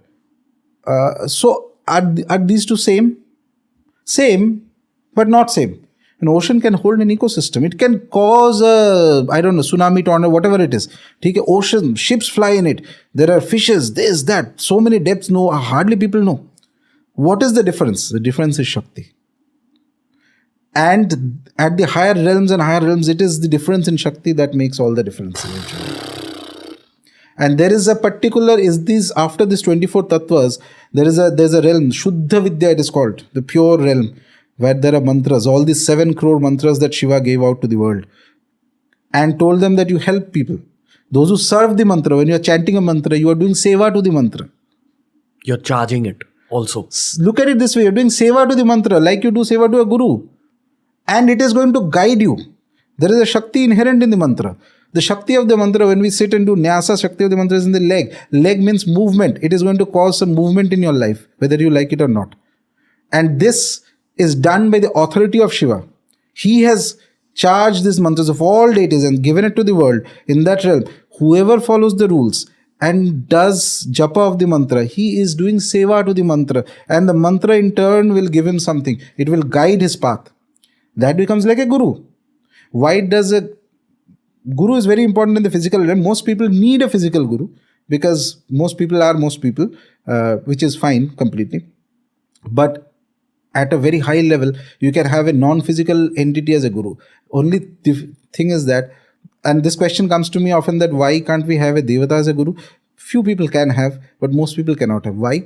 Because the deity is not going to respond to your whims and fancies. See, my physical gurus are very fantastic. I need something, I can go and just sit and finally they are human beings. So with a human guru, you have the advantage that there is a human component involved. Okay. But for an inanimate, non-physical guru, let's put it this way, not inanimate, sorry, inanimate is the wrong word, non-physical guru, like a deity, etc. Their dealing is very different. They are not going to jump around by your whims and fancies. You cannot fool them so easily. You cannot do buttering up to them. Okay, wo sab nahi chalta hai. So that realm, what happens is that after that, those last, as I was saying, the last 5 tattvas, when somebody reaches that realm, the mantras are there. Then beyond the mantras, there is Shiva, there is a lot of other things. There's Sadashiva. Okay. In fact, if you look at the iconography of Ma Kali, Dakshina Kali, or if you look at the iconography of Tripur Sundari, one of the most powerful deities, goddesses. So we'll speak about it sometime. But if you look at her iconography, you will see that she's there are 4 beings holding up a throne. Those are Ishwaras. So in the normal conception, we consider Ishvara to be the ultimate. Here, Ishwaras are Brahma, Vishnu, Rudra, and Ishvara, another entity. Okay, these 4 have the Ishwar Tattva. That means they are like gods, Ishvara, all powerful. With our conception of God is what? When we simplified, okay, there is this great being in the world who can create, destroy, very powerful, etc. That is Ishvara. Beyond Ishvara, they are holding the throne. Okay, on the throne there is a white colored Shiva lying down. That is Sadashiva. Okay, on Sadashiva is Tripur Sundari sitting. So Sadashiva is a stage even beyond Ishvara, they are saying. As in God came out of them. Sadashiva is even beyond Ishvara. And there are some of the masters that also mention that the tattva of Sadashiva, if you are very, very, very, very, very good in spirituality, you are exceptional, you might reach up to the tattva of Sadashiva. Tattva means it's like just like I mentioned ki water. So I can say that the water in the ocean and the water in the glass have the same tattva, but the Shakti is different. You're talking about spirituality beyond nirvana. This is a different realm altogether. Okay, and as I keep repeating again, and even when I'm privately discussing with somebody, so this is not meant for ordinary people. And if you think too much, and if you're the problem with speaking all this is that if your own energy is not up to a certain level of spirituality, you are 100% going to misunderstand all these things. At the risk of being misunderstood, I'm still saying because it's coming in a flow. That's why I'm going on. So this, till the realm of Sadashiva, you might attain in your physical form. After that realm, your body cannot hold that energy. You have to leave the body. But even if you leave the body, you are not dead. You become more powerful. Your constraints of the body goes. You become even more powerful. And these beings, they are almost non-different from Shiva. Almost non-different. If you and I were to look at these beings, we'll think this is Shiva only. They have done so much upasana. They have become almost gods. They guide various other beings and other people who are doing sadhana, etc. You are doing upasana, I am doing Bhairav upasana. Okay, and suddenly there's intuition, tying it back to what I was telling you. Intuition comes that in an hour there's a call going to come from these guys, and they will say that on specific date you have to come, and that date is important to Bhairav Baba. So you just say yes. I am thinking that okay, this thing, it's perhaps Bhairava is telling me. But how do I know it's not one of those beings? It's them also who do all this, because they're given the charge of guiding. Bhairava is very high up. He may not come. He is aware. Tripur Sundar is aware that who is doing, or Shiva is aware that who is doing upasana. Shiva is not going to come so easily. Around him there are parivara. These are called the parivaras. Family. These are deities. So when we traditionally worship in our dharma, there is no monotheism, by the way. It's impossible. Monotheism means we worship only one. No. Even if you're worshipping one, if you're worshipping Shiva, there will be Parivar Devatas. If you're worshipping Vishnu, there will be Parivar Devatas. It's like if you're inviting, say, the Prime Minister, he's not going to come alone. Full with him security and I don't know what all will come with him. Same thing. These are so important. They are never alone. And they are aware of everything, but they will not interfere. It is these, and these Parivar Devatas have their krama. They are all these beings in these realms. They will be the first ones to interact. You are doing Shiva upasana and all that, etc., etc. After a stage, initial stages, nobody bothers. Katte raho. ठीक है, बहुत लंबा रास्ता है. But suppose you are able to build up a certain degree of energy, they will be the first to come and see what does this guy want actually. चाहता क्या है? And do people want things other than just spiritual growth? Lot of people are deep. The heart is the most peculiar thing in the human being. It has all sorts of desires. So never listen to what a person says. Never listens to, I'm just saying, that's the truth, by the way. So to judge a person, observe what he is doing. That will give you that what is the secret motivation in the heart. Sometimes people are motivated by desires which they are consciously not aware of. Ask them, why do you want to do sadhana? No, I want to reach spirituality, this, that. Some tote ki tarah rata hua, some statements they will put. Okay. And I can sense that his energy is nowhere close to that. That mumukshata, that thing is not there in him. Give him some sadhana, after some days, ye nahi ho raha, wo nahi ho raha, because that energy is not there. So the heart is maybe somewhere else. Very often, in fact, speaking of this, I think in the Gita, I don't remember the chapter exactly. So Lord Krishna mentions this to Arjuna. That Arjuna asks, what happens if a yogi doesn't succeed? He says that he can be born in tremendous splendor. And there are some who are even higher. They may be born in a family of yogis, where he can continue that same practice from childhood. But why does somebody get born in splendor? To distract them from... Because deep down the desire was that I want something fantastic. मैं इतना गरीब हूँ, मैं इतना साधना कर रहा हूँ, कुछ तो होना चाहिए. भगवान बोलते हैं, okay, all right, next level make you are a billionaire, you are this, that, जो भी है, etc. And then you stop your practice and next life, after that again back to where you were. Because you realize there's nothing in the material. No. You may not realize also, material has its own charm. Once you enter there are so many people I see, I will not name them, famous people, and I see and I completely feel that ye banda jo hai, isne in past life he has done practices, and because of those practices he's getting all this benefits, and material has its own pull. Maya is very strong, and you don't do any other practice now. Kuch nahi karte ho. Normal, you are running after, you're making money or whatever you're doing, etc., etc. Fantastic, very good. Enjoy this life. Next life you'll be back to where you were before. Wapas aa gaya. Or you may go even bad, because if you misuse, if you don't have that basic conscience of right and wrong, and you indulge in really negative things, then you'll fall even worse. Do you see elements of their sage-like nature in what work they're doing? Some small things. When I try to observe a person, there are a few things. The words are the last thing I see. I don't care about what a person is saying, because that is the last thing. Because words are where you can lie. Okay.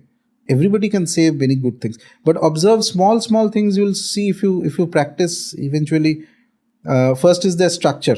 From the structure you can get some understanding. From the physical body? Physical body. Really? Absolutely. Ramakrishna Paramahamsa was perhaps the greatest Kali upasaka of the last 200 years. We Bengalis call him Thakur.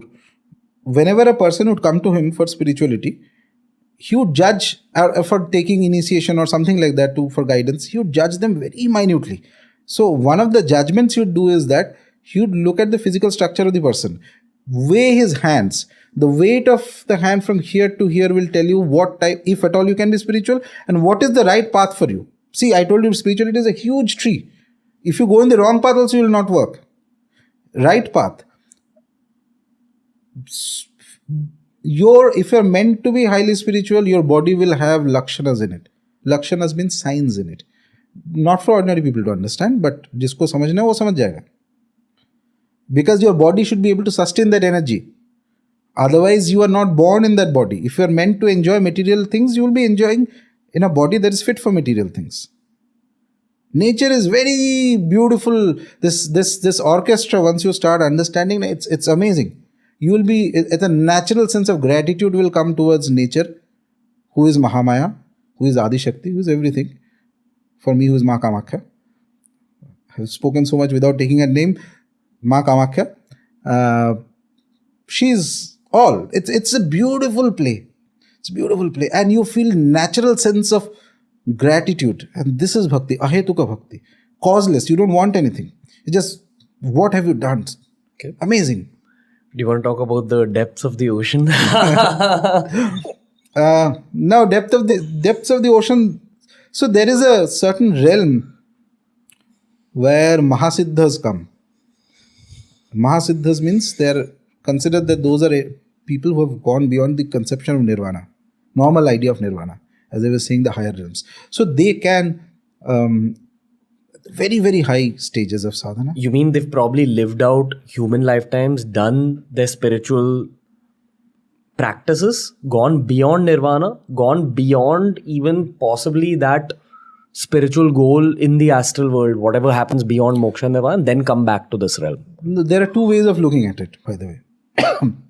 So traditionally the term moksha means, the word moksha has undergone changes in its meaning over last 2000, 3000 years. Okay. So more or less what we consider moksha today is that it is an extinction of your life. So you are out of the system. It's like a video game. चल रहा है. Moksha means अब बहुत हो गया. मैं अभी computer बंद करके जा रहा हूँ. Okay.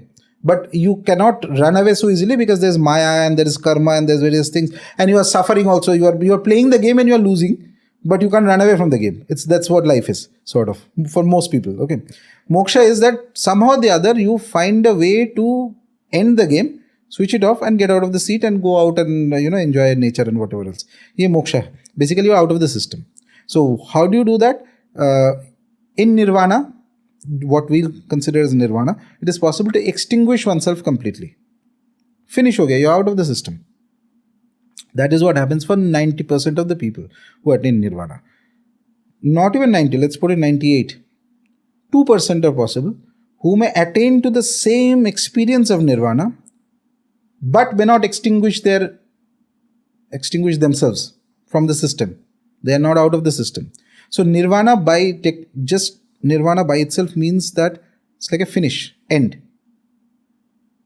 Khatam. In fact, very interestingly, the Gita doesn't use the word nirvana, it uses Brahma nirvana. A lot of scholarly things are there, we'll sidetrack it, but just saying, it's an interesting observation. I think 6 times or 7 times it comes, it uses the word Brahma nirvana.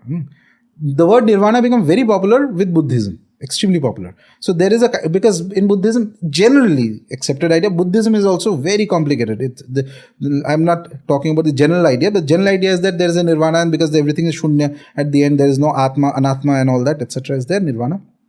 The finish of this story gets over. But you can enter into the state of nirvana and yet not finish yourself. By the way, nirvana cannot be attained so long as you have a normal ego. We function from the ego. Nirvana cannot come until you finish the ego. That's to certain. Ego has to be completed. But suppose your ego is finished, you enter into the state of nirvana, and some other ego is entered into you of something very higher. So what happens? Ego is the root of an individual, is the fulcrum of an average individual. You are an individual because you have an ego. And ego doesn't mean the arrogance or the pride, which we normally call in the English term. No, ego means something, it's like the asmita, your sense of I-ness. Who are you? You are going on the road, somebody says Ranveer, I am going on the road, somebody says Rajarshi, automatically my head will turn. This is your ego, because you are attached to your name, you are attached to your family, you are attached to your identity, you are attached to your father, mother, girlfriend, wife, husband, जो भी है, पूरा. ये पूरा माया का fulcrum is ego. And it is good. It is not always bad. Without the ego, you will be dysfunctional. You will either end up, if you don't have spiritual depth, and suddenly your ego goes away, you will end up straight into a mental hospital. You will not be able to handle the world at all. Individualization has been created by nature, so you become functional in a way. But the spiritual goal is you transcend the ego. Okay, because this ego also individualizes you. You cannot so easily connect to the higher realms. So when somebody is entered into the state of nirvana, the ego will not be there. And that is why once the ego is not there, as I said, if you don't have spiritual depth, you end up in a sort of mental wreck and all that. Suppose you enter into an extinction. Nirvana is extinction. खत्म हो गया सब कुछ. Okay, ego is also done. सब खत्म हो गया. तो उसके बाद 98% of the people don't have any business with the world. You are out. You don't have to take birth also. Finish. But the 2%, in that case, the ego your human ego is gone. There may be an identity of a deity or something higher that can enter into you. In that case, you are not going to go away. And that is going to happen only if nature has a plan for you. तुमसे कुछ करवाना चाहता है nature, because nature is higher than everybody. Okay, nature is higher than everybody, and then you go into these realms. By that time, your normal Maya and all that is finished. So you're in an astral body when you're at the depths Not of even the astral. ocean. It is very complicated to explain. It's beyond. See, there are generally speaking, there are three realms in which we function. Okay, one is the physical body realm. Okay, the other is the vital realm. Vital is where you have the emotions and all this. The whole emotional package is vital. Your power is vital. Fear is vital. Lack of your courage is vital. Beauty is vital. Everything is vital. Okay, all these things. It's very powerful because from the vital realm, so many things have come. Art, culture, etc. Our life is mostly vital. Uske baad there is the purely mental realm. Mental means where the mind, as it is, without emotions. Okay. The highest realm of the mind, this, when we say the Bhu, Bhuvaswa, the three things, these are the three realms actually, translated. So, average, every individual is functioning through these realms. Swa, the last of the mental realm, farthest reach of the mental realm is where there is this, look at it this way, that thing called nirvana. You transcend that and go to what is beyond that stage, then there are totally different things. And it is very difficult to describe. It's not even physical. It's not your astral, what we call astral, by the way, is the subtle form of the vital realm. Ye itna niche hai. Understood. And these things are not even written in texts easily. Because again, it's beyond words. Because it's very difficult to describe. Yeah, actually it's beyond words. Okay. I want to ask you the shark and whale version of the snake conversation that we had. Marine life. Okay. Especially whales or dolphins, which we know are slightly more evolved creatures. I don't know. I'll be very honest. I have not studied them that much that I can form an opinion on them. But I do believe that all animals have certain innate spirituality. See, think about it this way. A question just popped in my head. Animals have a spirituality. Humans have a spirituality. What is the difference? We say that children are divine. Generally, all cultures will tell you that children are divine. If children are so divine, why do people grow up? If spirituality is the aim of life. That is because nature wants you. There is one additional component that a human being has, which is that Bhu Bhuva Swa, the third, the ability to logically judge things, complicated things. Okay, not even judgment. The mind, pure mind, without emotion. This vital realm that you have, animals also have this in their own fashion. Animals are creatures of the vital. In the vital realm, you don't lie. You do spontaneously. Okay? You feel fear, you run away. You see food, you run after the food or something like that. Basically, it's there's no lying there. Pretense is not possible. Pretense comes from the head. From the mind. From the mind. And they run based on instinct. Instinct. Exactly. You put it this way. Nice. This is exactly what I was trying to do. But nature wants your mind to also be spiritualized. And that is where the catch is. That becomes very difficult. If you can spiritualize your mind, in my opinion, it creates a fascinating thing. That is why human beings are the most evolved creatures, because that is why we grow up also, by the way. Otherwise, if spirituality is the end, children do not have a developed mind. The mind is also where the Maya comes in. Mind tricks you, or the mind develops into technology or whatever you call it. All these things can be developed. And the mind has the ability to develop a spiritual component also. And people who develop that, they're very high caliber yogis. So there is a lot of things here, but more or less that is what. So all animals have certain degree of spiritual instinct. I believe. Some animals have it more than some others. Snakes are one of them. Which are the other ones? There are There are some? dogs are some. I saw the video you did about Kal Bhairav Upasana, and you said that one of the tests for your Upasana being successful, your prayers to Kal Bhairav being successful, is that dogs will be drawn to you. Yeah. So dogs are very interesting creatures. Dogs have an instinct for loyalty. Other animals also have it, but dogs have it more than others. Okay. And see, Vahana is considered as a dog. Okay.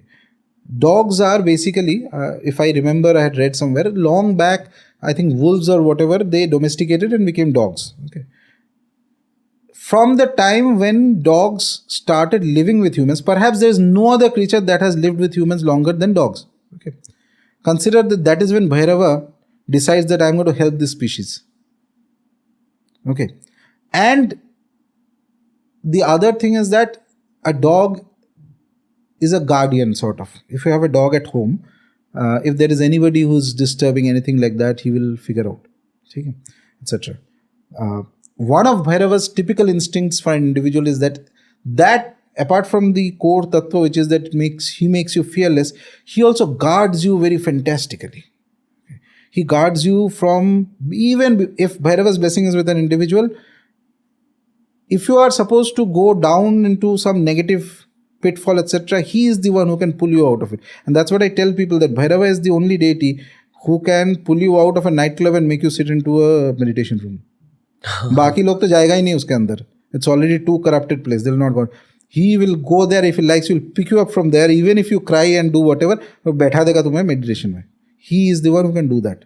Okay, and I've seen that happening with people. So, like dogs can guard, Bhairava guards his upasakas very strongly. Very strongly. Only thing is that you cannot lie to him. He is a god of truth. He hates lies. When you're saying you can't lie to him, I understand one, you're talking about the tantric rituals where if you've made promises, you got to follow them. No, not that. Oh. I'm saying something more fundamental, which means that when you are worshipping Bhairava, make it a point to sit calmly and tell him everything. And tell him everything means even your flaws. मैंने नहीं ये कर पाया. I tried this. If you're honest, he will help you. If you're dishonest, he detects dishonesty in 1 second. You don't have to tell the world, but you have to tell him clearly and without pretense. And that is very important. Without pretense. He doesn't like pretense. So if you can, to the world, you can pretend to be, and that is the one thing which most people don't do. To the world, they pretend that I've seen that they are great devotees of bhaktas. Bhakta is devotee, great devotees of this god. इतना मैं भजन कर रहा हूँ, ये कर रहा हूँ, वो कर रहा हूँ, फोटो वोटो डाल के सब कुछ चल रहा है. And when they come in front of the deity, they pretend that they are great sadhaks. ठीक है, साधक means one who is doing lot of practices and yoga कर रहा है, ये कर रहा है. Equation should be completely different. To the world, you become a sadhak. To the world, you do a sadhana. When you are sitting in front of your devata, you are just a devotee. And like a devotee, you speak to him. Not just ask, you tell him that this is what is going on. I'm not able to deal with it. I don't know what to do. These are my flaws. These are my weaknesses. I'm incapable beyond this. Help me out. Tell him, speak. And then one day the response will also start coming. Honesty is very important in Bhairava Upasana. And I personally, in this context, I have guided a lot of people into basic Bhairava sadhana in my life. Not complicated, basic ones. Including me. But go on. This is a lot of Bhairava sadhana. I believe that in the coming years and decades, it's very good to do Bhairava Upasana. A lot of the problems that we face as a country, as a civilization, is also due to the neglect of Bhairava Upasana at a certain level. See, Bhairava is the guardian of spaces. He is known as Kshetrapala. One of his names is. Kshetra means an area. He guards that area. Exactly like a dog is going to guard you if you have a friendship with a dog. Our country is a divine Kshetra. Whole country.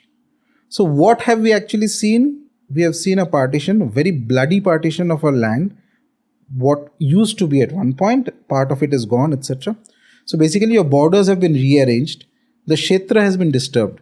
A Kshetra can be disturbed when the Lord who guards the Kshetra has not been invoked properly. Not been pleased?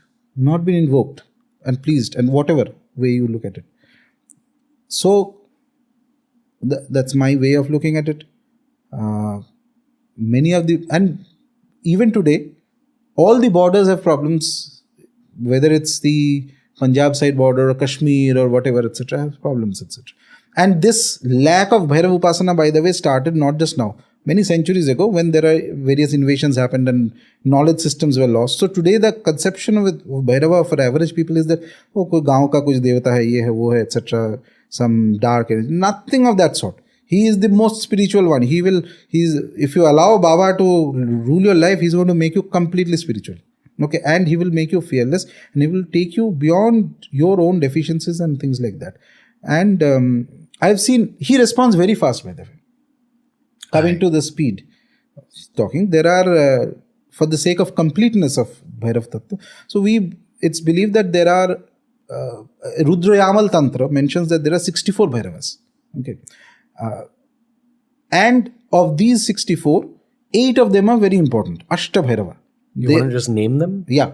Asitanga Bhairava, Rudu Bhairava, Chanda Bhairava, Krodha Bhairava, Unmatta Bhairava, Kapala Bhairava, Bhishana Bhairava, Samhara Bhairava. No Kal Bhairava, Batuk Bhairava? इसके भी ऊपर. Realm. ठीक है. So, so as I said, we are never one. With one, there are many always. They are all Bhairavas. But each Bhairava himself divides himself into so many to do various functions. Okay. And these Ashtabhairavas have their own domains. By the way, Kashi has Ashtabhairava temples. I think Almora has Ashtabhairava. I had been to the Ashtabhairava temple last month in Almora. Visited there for certain sadhanas. Beyond the 8 Bhairavas, they are also guardians of certain directions and certain particular kinds of things. Okay. So, for example, Asitanga Bhairava, if somebody gets the blessing of that, he will have exceptional knowledge. Multiple fields. Exceptional knowledge. He'll stand out. His knowledge will stand out. Then there is, so Samhara Bhairava, for example, if there is a problem with respect to spirits or something negative, then he can be invoked. He will relieve that problem, etc. So beyond Ashtabhairava, there is Kala Bhairava. Above. Kala Bhairava is basically, we find the story of Kala Bhairava from the Shiva Purana. How does he emerge? First, through Shiva's anger. So there is, the story is there that Brahmaji and Vishnu, they're having a conversation. And this story appears in multiple Puranas with slight changes. More or less, the gist of it is that they're having a conversation who is greater. Okay, then Shiva appears. And Brahma says that, oh, you are to my, you are younger than me and all that. Because Brahma is the creator of everything, etc. That means automatically I am more powerful. And some disparaging statements he makes on Shiva. Shiva gets angry. And from his anger, Kal Bhairava comes out. Kal Bhairava uses the left hand little finger nail and he cuts off Brahma's one head. Okay. Moment he does that, Brahma comes back to his senses. He says, no, you are Ishvara. Mera aukat nahi hai. And that head of Brahma sticks in his hand. Achha. Very interestingly, when the section of Kala Bhairava comes in actually, the Shiva Purana says that there is no difference between Shiva and Bhairava. It is the Maya of Shiva that makes you see that these two are different. So Bhairava is not a Shiva Gana. He is Shiva only. Only different look. For practical purposes, you may look at it this way, that Shiva is the calm one. When he becomes Aghora, when he becomes Rudra, when he becomes more aggressive, then he becomes Bhairava. Which for an average human being would mean like a more hustler version. Sort of. Like a more active. More active. And also there is a difference, another difference, which is not there in the Shastra. No, it's there. I mean, it's not spelled out in that way. Another thing is that Bhairava is more closer to our realm. Shiva is more transcendental. Okay.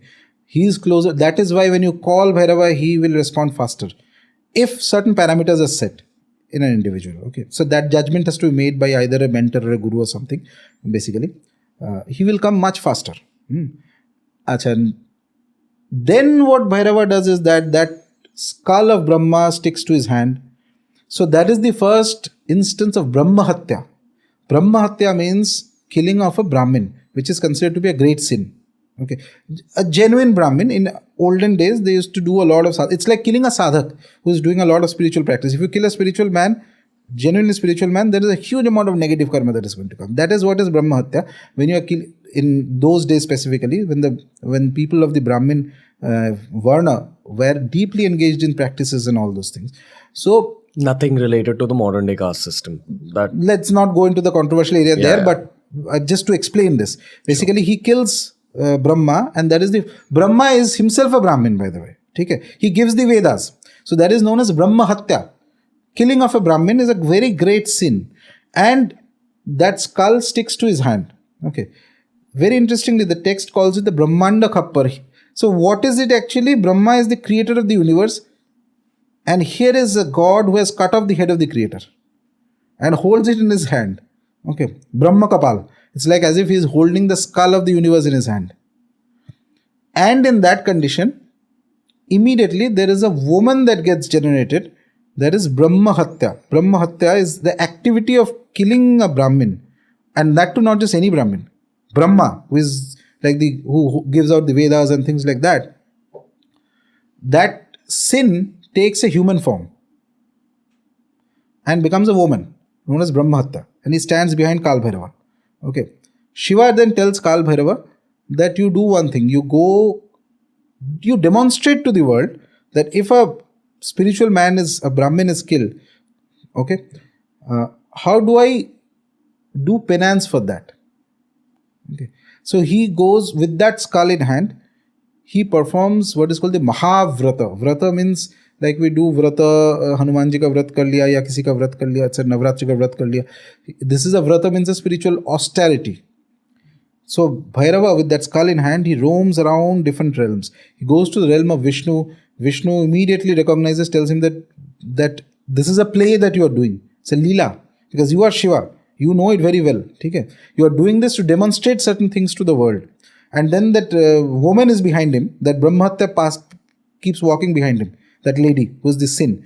And that Brahmatya, Vishnu asks Brahmatya, why are you coming behind? And she says that this is my way of worshipping Shiva. Okay, I'm just following what he has instructed me to do. Finally, he keeps walking. He comes to Varanasi. In Varanasi, at a particular place, that skull falls from his hand. And he settles down there, Kashi. Okay, and that place is known as Kapal Mochan, where the skull falls down, etc. And Shiva says that anybody who is in Varanasi is like the permanent residence of Kala Bhairava. Okay, he stays there, and he stays in other places also, but Varanasi is got a special connection to Baba. Okay, so in the imitation of this, there is a Kapalika Vrata that used to happen. Even these days it's less, but used to happen. So there's a Kapalika initiation in Aghora, Tantra Marg, etc., where the Guru will give a skull to that individual, and like Bhairava, he has to stay for 12 years roaming around, not staying in a house, not staying anywhere. That only possession is that skull, that human skull. He goes around and he eats in that, he begs in that, and he doesn't stay in society. So at night you have to basically stay, whether it's a cremation ground or a forest or a lonely area. Okay, and you will survive this only if you have the blessings of Bhairava. After the 12 years you are made. You are divine. So this was called the Mahavrata. This is Kal Bhairava.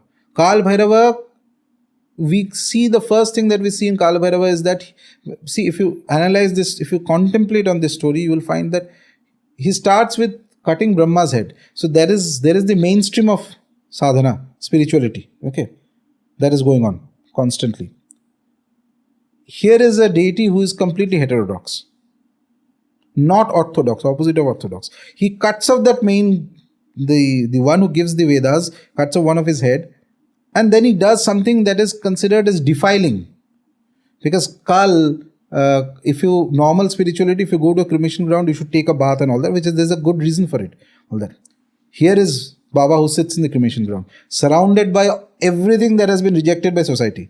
Whether it is dogs, wolves, jackals, spirits. He's known as Bhutesha, Bhutnatha, Lord of the Spirits. Okay. He consumes alcohol, something that is completely barred in normal upasana, etc. So Bhairava is like that. Shiva only, just a different form. Okay.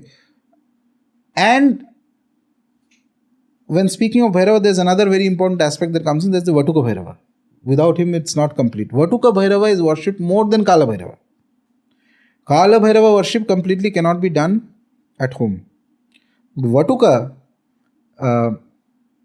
certain scriptures mention, Vatuka means a small child. Like a Bal Shiva. Yeah, 8-9-year-old child. So what Shakti does is that Vatuka is like a son of Kali.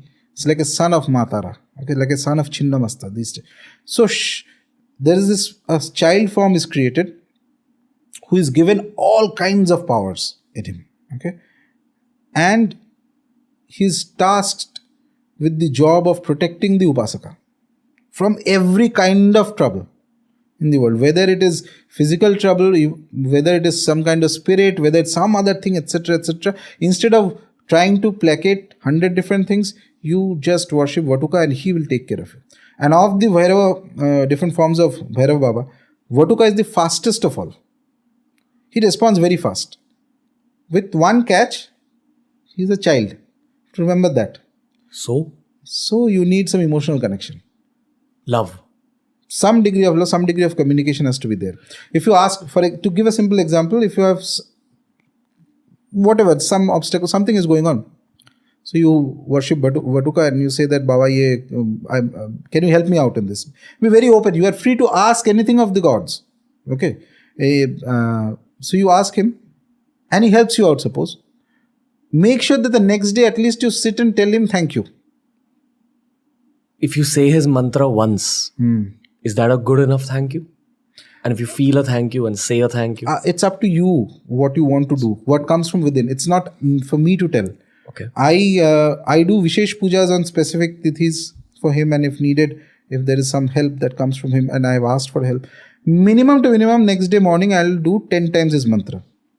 Okay. And just tell him that thank you very much that for helping me. Some days if I feel like it, I order specific foods that he like. Lot of them. Just like inviting a guest to the house. 3-4 different dishes and all that, and then it's all for yours.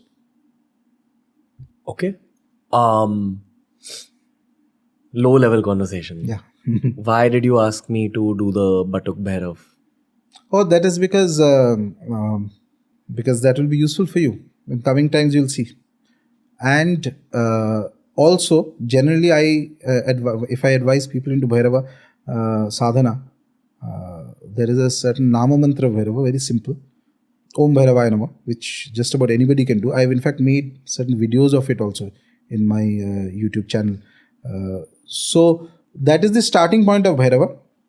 And Vatuka Bhairava is easy to worship for a Grihastha. Grihastha means somebody who is staying in society, a normal person. Okay. Though the full realm of Bhairava Upasana cannot be done at home, but even if you succeed to 30 to 40%, that is good enough to make you spiritually powerful, as well as take care of your various material aspects. And this thing with Bhairava is if you develop trust on him, you will see that if in your life there's certain changes, both positive and negative, if something happens, then it is perhaps because at a later stage, a bigger problem is supposed to come. He is going to right away do the operation and, take you out of that. The breakup. I'm just saying. Like I did it and the breakup happened in 2 weeks. Like it was great relationship, just flipped. I'll not comment much on that, but yeah, Baba Thanks, Rajarshi. No, I'm kidding. I can't tell you how grateful I am to you because I'm seeing what's happening in my life post the breakup also. He's wonderful. In last 20-30 years in India, 2 deity upasana has increased tremendously. One is Vatuk Bhairava and one is Ma Baglamukhi. That's for another reason, different reason. Okay. Well, that's going to be in the Mata podcast that we will do. One last question in today's episode. Yeah. As I'm growing older, I'm realizing the power of mantras, and we've spoken about mantras on multiple episodes. So we don't have to kind of address the basics. This is kind of a more advanced mantric question. I don't know if that's the correct grammar. But why are there certain stronger words in tantric mantras like sham, sham, sham, phat, reem? Words that make you feel something. So these are Vija mantras. I think last time we talked about, just touched upon it, Vija mantras. So these mantras How did they originate? So that's a difficult question, but let's assume that these were heard by rishis or the great masters who were the originators of the path, and each of them have a specific potency and power in them. For example, now after a certain level of sadhana is done, the rule is that you cannot utter the Vija mantra loud. After a certain level of sadhana is done, okay. Every other word in the mantra you can utter loud. Vija you will not utter loud at a certain level. So, for example, this Vija that you specifically asked sometime earlier. Because you can't say it. I don't want to say it. Can I say it? Yeah. Reem. Yeah. So there are two things in this. This is a very powerful, interesting Vija. This is known in Tantras as the Maya Vija also. Because this destroys your Maya. And gives you a vision which is beyond Maya if it gets fully activated. Okay. It has this potency. Tremendous potency. And there are certain sadhanas where only this Vija is doing, people do japa of this, nothing before, nothing after. This is in Tantras, this Vija is considered to be equivalent to the Omkara of the Vedic path. But it's also dangerous too. No, none of the Vijas are dangerous. There's nothing called dangerous. I ask you that because I have a friend who's experimental with mantras. He said that he began doing some Kal Bhairav mantra by listening to it with a earphone. Went into meditation and 15 minutes his head started hurting a lot. Oh, that could be. So, these are anecdotal. I can't comment on this without knowing the individual. Okay. But no, this is not at all harmful. Okay. In fact, one of the potencies of this Vija is used in multiple mantras. This is also one of the Vija mantras connected to the Mahavidya known as Bhuvaneshwari. Okay. Devi Bhuvaneshwari. When blessings of this Vija comes to an individual, because he goes beyond Maya slightly, I'm not saying fully it takes a lot of time, but a little bit. So there are a lot of positive developments also that will come to him. Okay. Bhuvaneshwari is a deity who can give you, again, there's always a caveat because there are many factors. Who is doing it, whether he or she has the concentration, whether he can take their energy or not correctly. Lot of material growth. Okay. At the same time, it will give you a clarity in vision. Certain amount of clarity in vision of if you are very attached to something, that is what is Maya. Fundamentally, attachment is Maya, nothing else. To a person, to a thing, anything. To a goal. When your attachment to the phone is also Maya to some degree. We all create our own Mayas. So, depending on how much attached you are to whatever it is, that is your Maya. Okay. So, and the degree of attachment you are also open to that degree of pain eventually. Because everything will go at the end one day. Okay. That's the one thing that everybody agrees on, whether you are spiritual or whether you are atheist.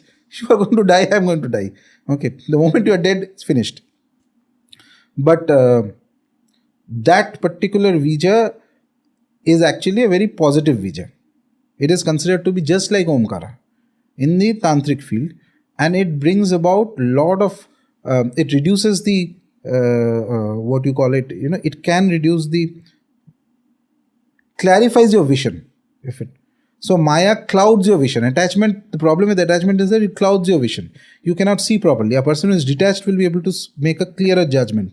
Okay. So it clarifies your vision. It also brings you blessings. That Vija. Achha. This one is used in a multiple amount of mantras. It's very common Vija. Okay, very common. Whereas the other Vija that you mentioned, I said Phat. That is to end something.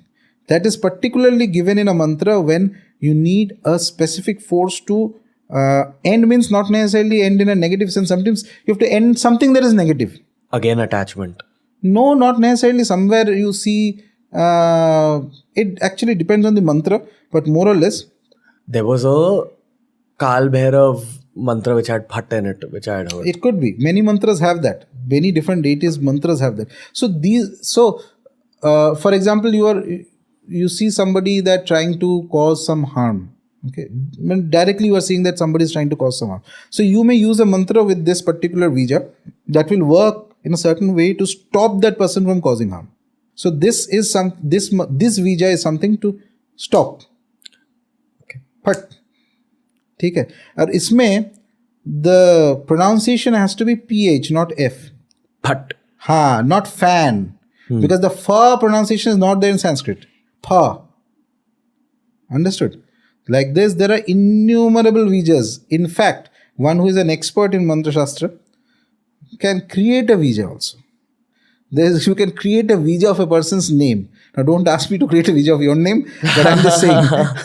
You can create a vija of a person's name. You can, if you're that good in Mantra Shastra, if you know something's name, technically you can access that thing's energy.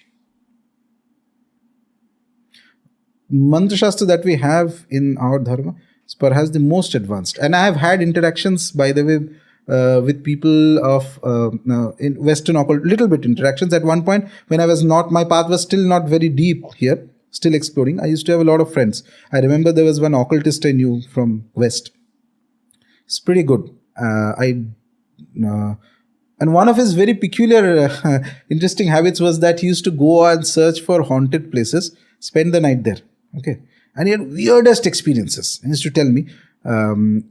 And he was good friends with me. I've never met him. Never met him. Only online communication. And I knew few of them who had serious abilities also, by the way. So they could sit there and tell me what dress I'm wearing and what was I doing yesterday and what am I doing and all that. Though they've never met me and nothing. They didn't even know my name, by the way, because I used to interact with them through a pseudonym or something like that. So this guy, I remember I had given him once he was facing some issues with it was his pastime. And I found it very interesting. And a lot of people like that I knew at that time. I had given him a Bhairava mantra, Vatuka Bhairava mantra. And then he comes back after a month and says that this is bloody magic. Whenever I am in trouble with these entities. And he used to do a lot of japa. Okay, he learned the pronunciation, how to do it. It was difficult for him to get the pronunciation right because he is not Indian. But after that, he used to do crazy amount of japa of that mantra. And he says that whenever he used to go into some kind of where there's a negative energy, the moment he starts with all this, they don't disturb him. They don't come near. So Vatuka is a child, but Vatuka has all the powers of Kal Bhairava. Only he's a child. Okay.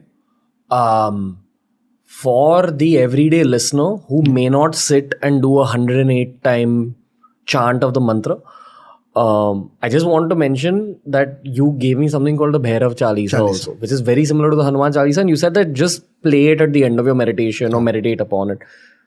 I felt like even that brought a lot of change. Yeah. That is very, very, very beautiful. Even though it doesn't have tantric words in it. See, that's what, in a way, Bhairav Baba is kind. Compared to other devatas, if certain parameters are set in an individual, if you take one step towards him, he will take 2 steps towards you. What are the parameters? So that is a judgment. Before giving a higher mantra, that's a judgment I make after interacting with an individual or something like that. I can't explain to you here because there are few other things. But more or less, the basic mantra, which is Om Bhairavaya Namah, is a Nama mantra. Lot of people I know do it. And especially after, I have, before also I've met people do it. But after the last time podcast and a lot of people who came to me and mailed me and all that. So this is a very good mantra to do. Yes. There is a certain nature of the Devata that is there. Bhairava is strict. So as I mentioned, more or less if certain fundamentals are there means Bhairav's Vidya, his tattva is that he makes you fearless. By not running away from things that you have run away, you face it. Oh, there's this caption that used to come, kya pata nahi, dar ke aage jeet hai, waise. She's like that. Baba will put you right in that situation, face it. Face it, face it. After that, you will be immune to the fear. Okay, that is his tattva. So if a person can take that amount, then Bhairava Upasana is very good. For one, this, and number 2 is that the most ultimate blessing that Bhairava gives an individual, and it is not on day 1, by the way, it comes later. At a very advanced stage, he can teach you tantras, which nobody else in the world can teach. There is a certain amount of tantric vidyas which we know. Tantra Shastra, he is the guru of tantras. It is the tantras all come from him. Okay, he is the boss. He is the boss man. Okay, Nobody knows Tantra Vidya like he does. He teaches as a spiritual aspect. I'm not talking about the avichar and negative things on Tantra. No, I'm saying how to do Devata Upasana. Bhairava blesses you. There are certain forms of Devi Upasana. Without Bhairava's blessing, you will never succeed. There are hundreds of people today who do Devi Upasana. All of them. Mata to is so popular, and plus Navratris are there, this, that, etc. there. But the amount of people who succeed in Devi Upasana is still lesser. Because the original rule, niyama, was that you worship Bhairava. As you worship Bhairava after a few years, he is the one who will tell you how to actually go close to her. And there is a very tight and very beautiful relation between Bhairava and Shakti. Very beautiful relation. So, one of the roots of succeeding in Devi Upasana is first to please Bhairav Baba. He holds the keys. He will tell you where is the route going, where you will reach. Okay. Otherwise, you can do normal bhakti. That's all fine. People do that all the time. Go to the temple, little bit of some, Devi mantra, ye wo kar lo, etc. I am talking about succeeding it, going to the ultimate stage. That is where Bhairava becomes very important. And as I mentioned also, on Ashtami Tithi specifically, me and there's a group of people whom I guide. So we do specific, on every Ashtami we do specific amount of japa of Bhairava.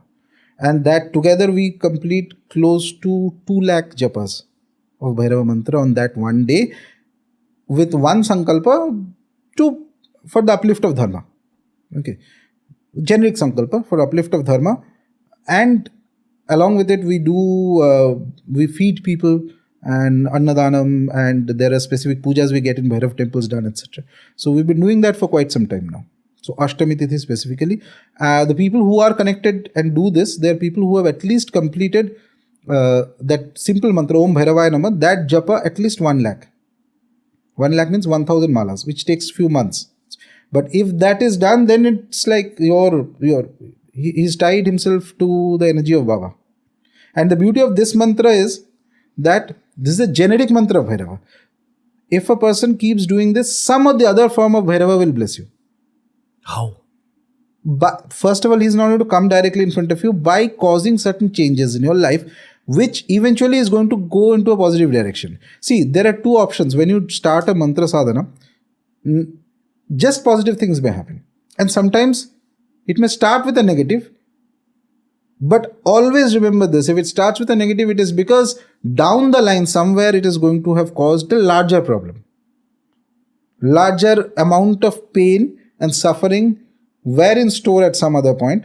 In order to, they cannot just wish it away completely, but they say that, okay, let's reduce it. Give it to him in a 1/3 or 1/10 of that. Ramakrishna Paramahamsa used to say that if your destiny is, suppose that you are just, a man's destiny is that he's walking and he hits his leg and says his leg is to be cut off or something like that. If he does sadhana, mantra sadhana and all that, it's possible that nature may decide, okay, I will not do anything, just a pinprick in the leg. So it's balancing the karmas. Of course, he must have done that amount of sadhana. So that is how if somebody is able to take Bhairav Upasana a little bit, it's beautiful.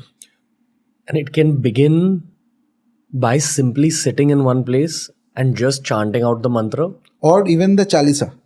Bhairav Listening Chalisa. to the Chalisa, yes. Listening to the Chalisa. Yes. It's as simple as that. As simple as that. If you want to increase it a little bit more, anybody who wants to do, listen to the Chalisa, learn the Chalisa, light one diya, put one agarbatti, okay, and put some food. We call it bhog or anything. In fact, things made of gur are very Potent. He loves it. Kuch nahi ho to gur ka batasha you can find, keep it and give it. Okay. There's a long list of food items he likes. He likes, for example, vada. Vada is one of the things. Vada is considered to be a vegetarian alternative of meat. Vada. Vada means we have idli vada. Oh, okay. Okay. Like dal ka. Yeah, urad dal ka. Urad dal ka pattis. Urad dal is considered as a substitute for meat. Gotcha. Okay. Good. Coconut water. These things. So, even if not this, whatever is being cooked at home, that too can be offered with bhakti. He responds very fast. We've only done podcasts till this point to understand Shiva. This was the first podcast where we made Shiva accessible to the end user. Yeah. I just hope audiences understand the importance of this particular episode. How was it for you, sir? Oh, it was wonderful. I always love speaking of Bhairav Baba and Shiva. Okay. You do know that the sequel to this is where we're going to break down Devis. We'll So speak. I'm just curious to see what tangents we go on.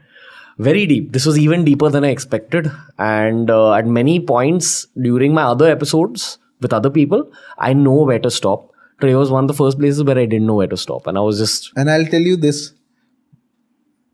Shiva and Bhairava. Imagine the total amount of knowledge of Shiva and Bhairava is like this. I as an individual know maybe 25% of it. What we discussed today is 1% of the 25%. Okay. Cool. I'm glad we didn't have to talk about Bhoot Pret on this one, Rajarshi Nandy. So. But we'll do that also maybe at some other point. Today was just a Shiva special. Yeah. Thank you. You've closed a big chapter in my life, or maybe opened up a big chapter in my life with this. As Baba will sit. I appreciate you, sir, and looking forward to speaking to you in 5 minutes. Yeah. But the audience will see it in a few weeks. So thank you. Jai Bhairav Baba. Jai Bhairav Baba. That was the conversation for today. The first conversation was based on Shiva and Bhairav. The second conversation we had was so long and so deep that we had to divide it into two parts. That one's based much more on Devi Ma and the feminine aspect of Tantra. Lots more coming up with Rajarshi Nandy sir. We also recorded an episode just about astrology that's a little bit theoretical. It's a bit of a 101 on astrology, but it's got some extremely advanced astrological insights. So please make sure you watch the next 3 episodes with Rajarshi Nandy. You're not ready for the kind of content that's coming your way. Tell me what you thought of this episode, this kind of an open-ended conversation, this free-flowing style conversation. Tell me what you're thinking of all these extra long podcasts that we've been uploading lately. I'd love to know your opinions. And until next time, guys, keep supporting TRS and Rajarshi Nandy sir.